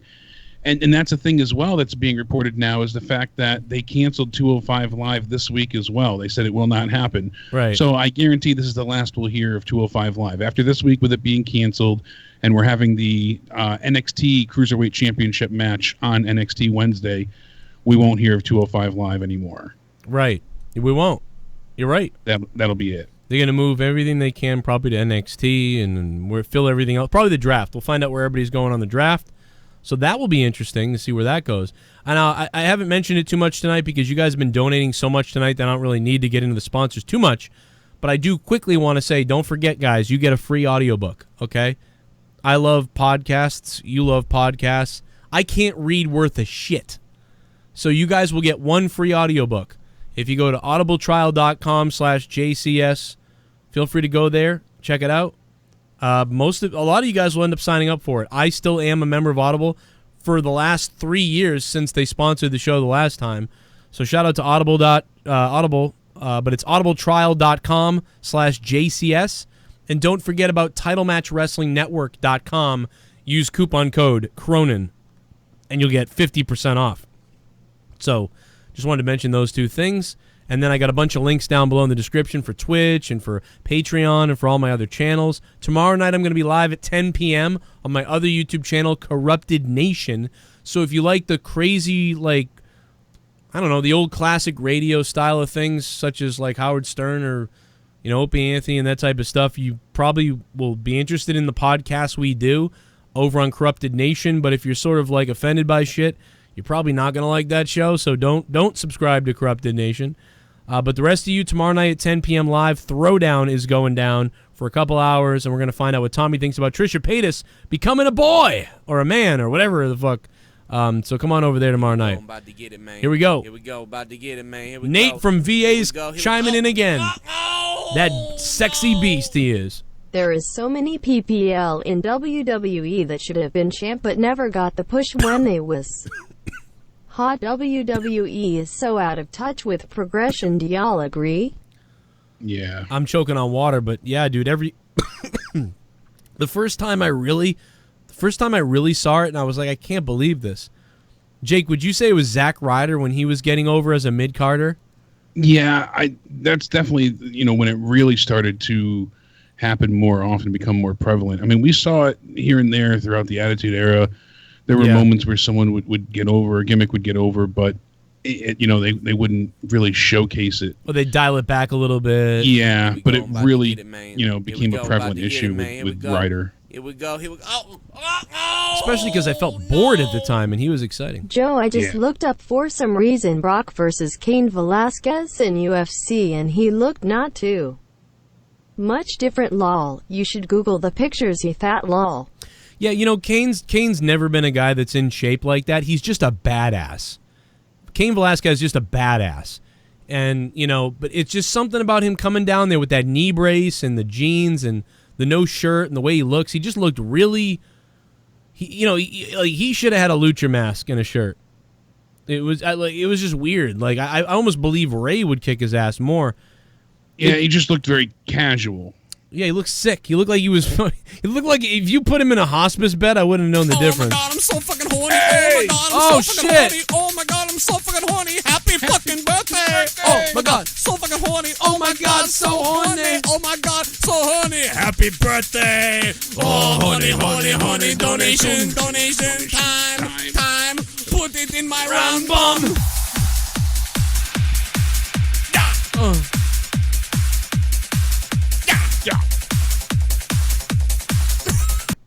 Status update on the official that called that match. He has been promoted to our starting lineup, and Vince gave our guys $50K to screw that match up and not say anything, but little did Vince know we ran a train on Linda before the show. Oh my god, you sick son of a bitches, you San Jose refs. The San Jose Sharks referees at it again. Well, you know what it is they don't need help, and they don't need to go to San Jose right now because San Jose hasn't won a game yet, so I don't think, or they were like 0-3 at the time. So the Sharks refs were like, let's go somewhere else. We're available. That's crazy. We got something to do. That makes total sense why they were available for Hell in the Cell. Wow. It makes perfect sense. Everyday Jam with the top donation of $200. It looks like tonight he's going to take home that digital JCS championship for the night, and definitely screenshot that baby and put that up on that Twitter for you. Really appreciate it. Jake, any last news or comments from you?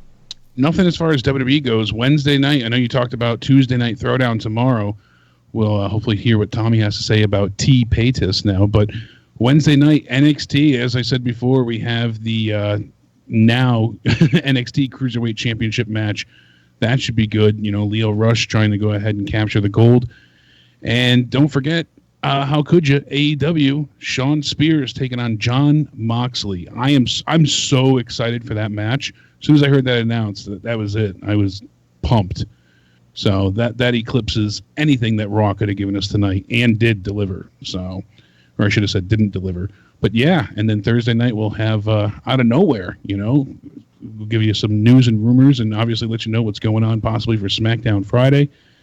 Make sure you tune in as well. But I cannot wait for Dynamite on Wednesday. And I did enjoy NXT, a great deal last week. I gave it a little bit of a higher score than AEW, but AEW was the show to watch, obviously. And with the momentum that they have at this point in time, WWE is just, spoon-feeding viewers straight towards the competition.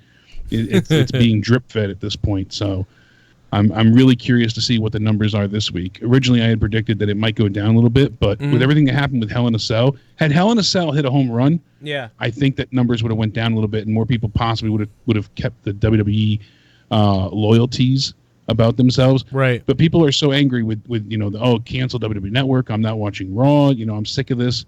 It's coming out in spades. People were already upset at the end of Fox. Then they were really upset with the end of Hell in a Cell to the point where there's a mini riot outside of the arena. Well, plus all the people that said, "What's AEW?" Yeah. Like after Hell in a Cell, after hearing it chanted loudly at Hell in a Cell, they could have avoided that entirely. The fans did not chant that once all night. Right. All night. They never once thought to start screaming the competition's name, and then immediately. You knew that was what was going to happen. What was the rating last time? Was it 1.5 or 1.4? I forget. 1.4. So I almost want to be crazy optimistic, and I know that we both agreed before that it would go down, and now we're kind of thinking maybe it stays about the same. Dude, I almost want to be optimistic and say it goes up to 1.5. I think it will. I honestly think that WWE pushed enough people away that we're going to see an influx of viewers. Imagine if that happens. I mean, I'm going to be super optimistic and go against what I believe because I do think a 1.2 or 3 is possible, but I almost want to say a 1.5 could happen. And if that happens, that's different from everybody else. Everybody else, it always goes down the week after. WWE has a big launch or something, it goes way up, then it goes down next month. NXT launches, it's way up, but then it goes down the next time. AEW launches with a 1.4. If it goes up, that's a great trend. That's a hugely different trend from everything else. 631 is live. What's up? Joe, what's up? It's the Don. It's been a while. Oh my God, the fucking Don! The Don. The Don, bro! It's been over a year. Over a year. And the Don, another guy, recently we heard from I heard from Joe Latimer the other day. He's a 2013 listener, and the Don is from 2013. Yep. That SummerSlam with Randy Orton cashed in on Daniel Bryan with Triple H. Dude, you were dude, man, this is so fucked up, man. I can't believe I'm hearing from you. Like I'm marking out for you. Like it was. It was the first time I really decided to go live after a pay-per-view. Oh, my God. That was a super chat. Party. Everyday Jam, thanks for the turkeys. Thank you, man. Lots of turkeys from Everyday Jam, who's the top donator tonight. But, yeah, it was 2013, and I decided to go live with wrestling for the first time. And, yeah, man, you were one of the, thousands, because at the time, not a lot of people went live with wrestling, and you guys all found my stream. For that. I have it. It's still up to this day. Yep. Yeah. I didn't watch Raw tonight. I only catch a little bit. The only thing I watched was the Aleister Black match.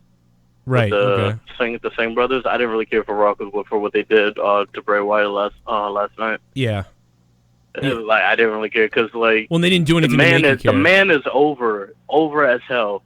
He sold out merchandise and everything. I don't know if Vince don't like the Vince puppet or something. That's why he didn't push him. But I don't know.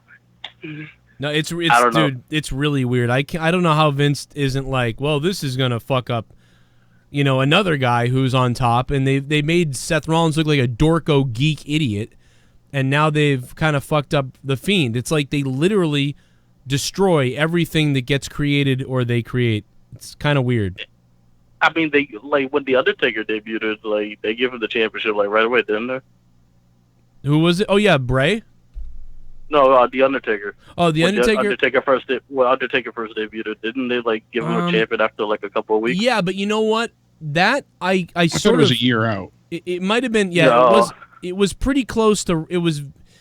I don't remember when it was, but it was very close to his debut. At some point, he won that pretty quickly. But the reason that's different. Only reason why is because they were setting up the feud with Flair and Hogan, but also, you know, they were going to use the Undertaker as this, you know, force to be reckoned with. He debuted Hogan. in '90, right? Yeah, I believe so. Yeah. Yeah, and his first title win was 1991 Survivor Series against Hulk Hogan. So here's a bigger question: how did the Undertaker lose it? I don't even remember. Because I don't remember either. And at the time, they were building the Undertaker to be this super unhuman thing. I'm betting Hogan beat him, but I don't remember now. I remember he won it because Ric Flair slid a chair in the ring, and Undertaker tombstoned Hulk Hogan on the chair. Yeah, that's probably. we covered this too in the retrospective on Connor's channel, and I'm trying to remember. I'm trying to remember how he lost it. Because it was with the help of Ric Flair, like you said. And it was supposed to set up Ric Flair and Hogan at Mania 8, I think, maybe. And and then that never happened. And then the whole Rumble happened with Sid. And he lost it back 6 days later at this Tuesday in Texas. Yeah, like non-televised, right? Yeah. Yeah. See, that's. But it was televised. I think this Tuesday in Texas. It was a pay-per-view that came days after Survivor Series, so it was a Tuesday pay-per-view that, you know, and people had complained about having to order a pay-per-view right after. Just think about that. Think about that. Think about Bray Wyatt.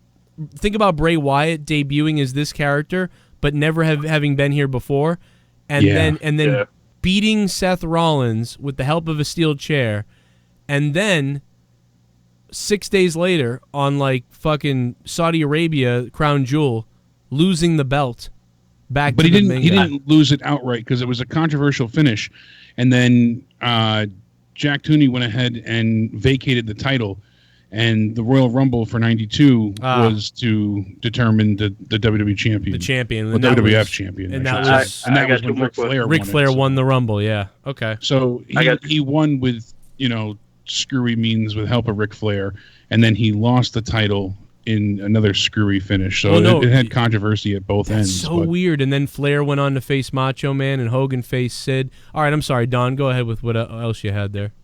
I got two more questions. Like, okay, so do you think, since the draft is coming, do you think they might draft Bray to SmackDown and like make him try to beat Lesnar for the WWE Championship? Oh, we know. We know they want Lesnar on SmackDown. Fox wants him. Doesn't mean they'll get him, but I also heard like they want the Fiend too. That's what I'm saying. Oh, I thought you were talking about Fiend. Yeah, they want the Fiend on SmackDown. Yeah, you said Lesnar, so. Oh yeah, no. Yeah. Yeah, Lesnar's already there, but yeah, they want the Fiend on SmackDown. I meant the Fiend. Yeah, they want the Fiend on SmackDown to verse Lesnar to take the title off of him. Yeah, it seems that way. Yeah, and another thing is I got a notification on my phone earlier. It's like they said that WWE deleted the video. The Seth Rollins and Bray Wyatt was have a rematch. Yep, they deleted the video. They deleted two videos, that, and they also deleted the preview for tonight's Raw, and then they deleted two tweets as well that were separate from those: a Survivor Series match and a match tonight that was advertised on Twitter. All four confirmed. They were posted. Some people saw them, and lots of people saw them. All the wrestling outlets confirmed it. Yeah, they deleted 4 things tonight. Very strange. Wow, first round. I don't know what they're gonna do with them, but Bray, at this point, I'm kind of done. I'm over the Fiend. You know, I really like him. I really like the concept and the character. Yeah. And I feel like they just wasted the person who made the mask. I forgot his name, but yeah, the person who made the mask is a really, really good horror. Tom Savini. Special effects. Yeah, Tom Savini. Yeah, well-known guy. I love Tom Savini. Yeah, that guy's awesome. I'm a big horror fan. I'm a big horror fan, so seeing that, like, it was amazing. But they ruined it. I don't know what they're gonna do. Well, I can't wait for AEW on Wednesday. I really think this is really bad. I don't think it's ruined yet, but it is taken it's taken a huge hit. And this is the trend. Usually things take a huge hit and they never fully recover. This happened with Becky, and she started to recover a little bit here because they did this with Becky. They fucked her up too. So, you know, it could still recover, but... Yeah, they fucked her up on her way to win the title. Yeah. With all the bullshit injuries and all that stuff, so... But Nia Jax got to save her though, with that that punch in the face. I hope Nia never comes back. I think it's debatable because it was after that she got fucked up. Yeah, but you said Nia saved her, but I think that actually hurt her because she was going to face Ronda at Survivor Series. I think that would have been a bigger because it wasn't going to be a clean finish. I still think we would have gotten a triple threat at Mania no matter what. That's true. It's not guaranteed that way, so because it was supposed to be Charlotte and Ronda at Mania, but and no one wanted to say that. Well, Don, man, I'm glad to hear from you, man. I don't know how long you've been back watching, or if you just happen to stop by and we're like, hey, Joe still does shows. What the fuck? I've been watching for a bit. I had like a lot of. I went through hell the past couple of years. I broke my ankle and stuff. Well, moving stuff off of a truck, and I nearly lost my mom. My mom nearly passed away, but luckily she's still alive today. So. Oh God, yeah, that sucks, man. Yeah, so I've been through a lot. Well, I appreciate you. I'm glad to see you're still doing your thing, and I'll keep watching you. Yeah, I'm glad things seem to be getting a little bit better for you. That sucks. And yeah, I hurt my ankle about last July, and it's not even broken, but I still have a swelling lump on my ankle, so I can imagine if you broke it, how long it takes to heal and shit. It's weird, man. It's one of those things that never feels better. I was out for 4 months, and that was painful. Oh man! And I broke my ankle in 5 places in high school, and it took me like 7 months to get back to normal. Christ, dude! Like normal. And Sith Negan has the most major ankle problems that you wouldn't believe, but yeah, man. I appreciate it, dude. Call back again, and good to hear from you. All right, man. Take care. Hell yeah, baby. And the Dawn. Since the Dawn called, here is that night. The Dawn called on the SummerSlam 2000. Can you believe this was 2013? This was 7 years ago. Such a long-ass time ago. I think it's possible. Listen to the mic. mic. The thing is, they got us hooked because we're going to have to see what happens tomorrow night on Raw. Whether this I sound like a fucking, my name is Beaker. something that Vince ordered, or they see Randy Orton as the champion. It may not be necessarily an Evolution thing because, hey, Triple H threw Randy Orton out and screwed him over in Evolution. I just love listening. It's so weird. Look at the WWE mic. SummerSlam was tonight. A $10 mic. Pants. Like, that was hilarious. Brock Lesnar. But guess what? The same number. 339-226-6610, baby. Yeah, I might have been banned on Twitter on that account, but look at the phone. The phone number is still the same. He's a riot, dude. He is strong. Bizarre. He's got a weird, like, high voice. He's a jacked up psychopath. He's gonna come out. Yeah, I got the money in the bank. I'm gonna go in the back now. And then I knew he wasn't coming in the ring, but then Triple H attacked him, and I wasn't. Man, I sound like a fuck. It was, and he's pink. Nah, because Christian should have won. It was his moment, but he didn't win, so it was a crappy match then. Right. Okay. I'm a fucking But no, you gotta imagine how different mics make you sound so just different altogether. It's crazy. It is. It's weird because at the time I was high pitched with the headset too. Yeah. No, our voices have gone deeper, and at the time I was working for a phone call place, like a sales company or something like that, and so I would talk a lot softer on the phones, and then I go back and I listen to when I was in college radio, and I sounded different then. I sounded more like this. Yeah. But it's weird how your voice changes. It's bizarre. But yeah, you guys are beasts. Much appreciated for all the love tonight. Any other closing things, Jake? I think we about nailed everything. No, that's it for now. That's all the news that we've had come out from the show, and I'm curious to see what the ratings are and how much of a drop-off we have, I'm sure it plummeted hard. Yeah, probably the rating, especially the third hour, because people probably realized, like, oh, they gave us dog shit. Yeah, all right, so the Fiend's not coming, so Seth's not coming. All right, I'm out of here. Yeah. That's how I view it. And some people may have thought he was at the very end, too, maybe. I don't know. But it was Just a waste of time. They wasted your time tonight if you watch this, and they knew it because they just want to get to the draft. That's all they care about. I do want to take this call because a lot of people are still calling, so I'll take one or two more and we'll get out of here. Everyday Jam, still the top guy, and shout out to him. 908's live. Hello, 908. Yo, what's up, guys? This is Jacob. Jacob, what's up, bro? How you guys doing tonight? I'm disappointed that I watched 3 hours of nothing. Yeah, I'm disappointed that wrestling has been sucking for the past 2 fucking years in WWE. Well, forever, but you know what I mean. You know, it's been terrible every fucking day, dude. Yeah, this has been a very down. I can't wait for Wednesday. Listen, so I don't want to bore you motherfuckers, and I just want to ask you guys, what do you guys, all right, so for the past 2 years, everyone's had this idea of what Undertaker's last image or on the big screen or whatever you call it should be in the WWE, how his way out should be. What do you guys think Mr. McMahon's character's way out should be? Like, so for a few years ago, they wanted to kill the guy off screen, you know, when that whole Chris Benoit thing happened and then the limousine thing happened. Well, how would you guys really want Mr. McMahon to go out to character? I feel like one thing Vince is more comfortable with is having him leave in sort of an ambiguous way so he can still come back. Like, you know what I mean? Like you set a casket on fire, kind of like how Kane set him on fire. That way he's gone and that's been it. But maybe he could come back. That idea that he's definitely gone, but maybe he could come back. You know, I feel like Vince is only safe with that. But I like the fucking Reigns ending, and I didn't like that his last match was happening against Reigns. But him taking off the gloves and the hat and the robe and leaving it in the middle of the ring and leaving, that got me, man. That's what I wanted. That was so emotional. That's all I wanted ever to see ever again after that. So they already did the ending I thought they should have kept.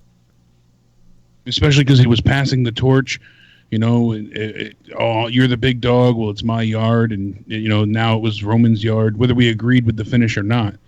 Right. It all built to a real, you know, torch-passing moment.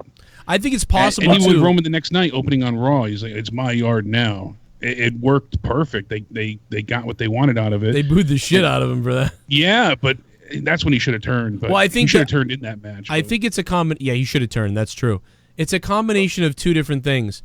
Number one, they wanted Reigns to be cheered for after that, and they got the opposite. And number two, the match had some botches, and I don't think Taker was happy with it.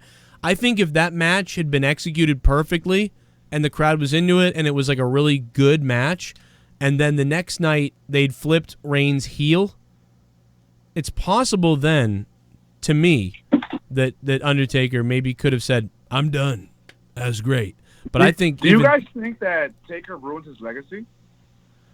I think Taker needs to learn how to say no to Vince more. It sounds like Taker just, okay, Vince. And I don't know, man. I think Taker should have protected himself a little bit better. That's I mean, who knows? I'm sure he feels he owes Vince. You guys are right. I think he feels he owes Vince. He still likes doing it a little bit. He loves money, and I think he still feels like I want to help Vince because he made this life for me, and I think Undertaker's loyal like that. So, but in the midst of it, he's too loyal. Yeah, and how is he ever going to have that? He's never going to have a match better, than these matches. How is he ever going to have a better match? All right, well, I'm about to let you guys go, but I will let you go on one last question. Do you guys think that Vince McMahon has fallen out of love with wrestling? A little bit of the bubbly. That's it. Want That's some it. bubbly? Look at this stuff. See you, Jacob. A little bit of the bubbly. That's it. Bubbly. Can play PUBG again.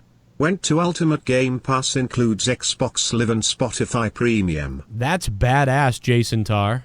Oh, nice. Hey, Tarr, thanks, man. We'll definitely play. I might be playing PUBG tomorrow night, potentially. So thank you for that. And to Jacob, falling out of love with wrestling, I think Vince is...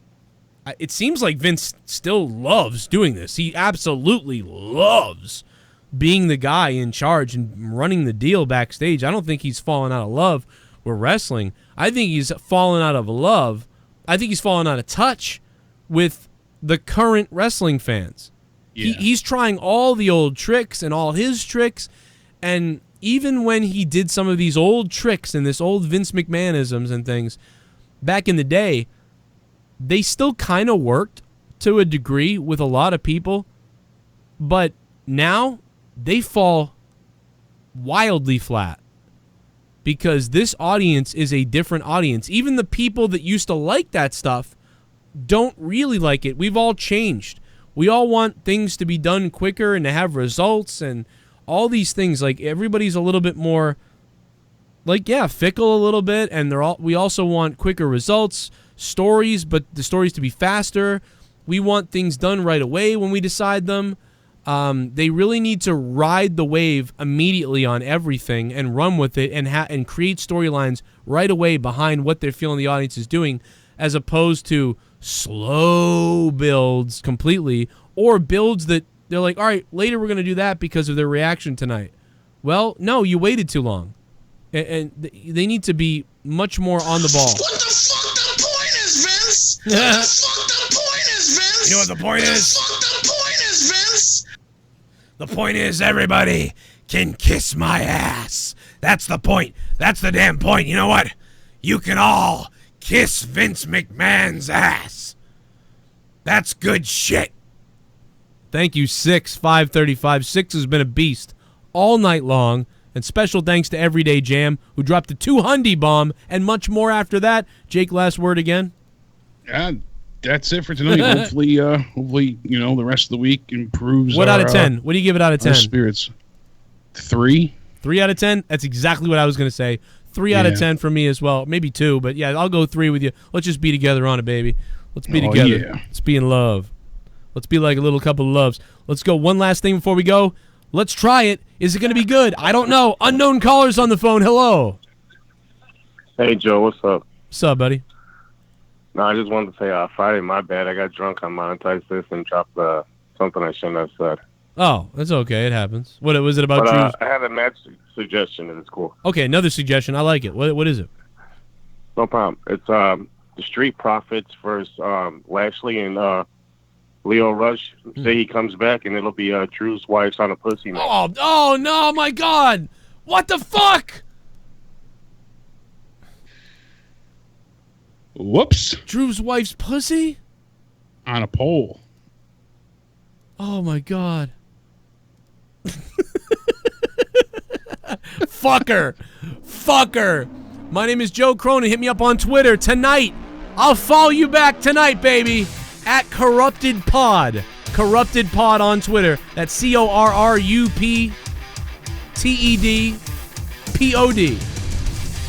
Corrupted Pod on Twitter.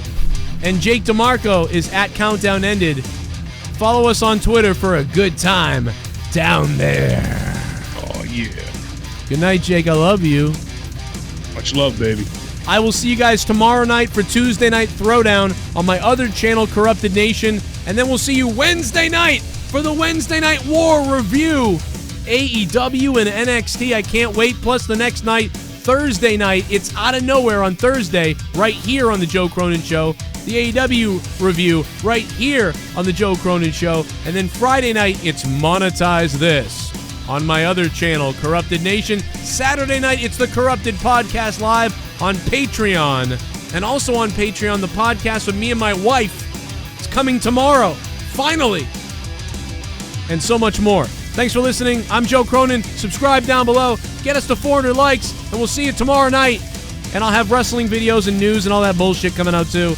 Plus a bonus wrestling podcast on the Patreon also. Patreon.com/Joe Cronin Show. See you later. This is Wardlow from AEW, and you're watching The Joe Cronin Show. A wrestling podcast with attitude.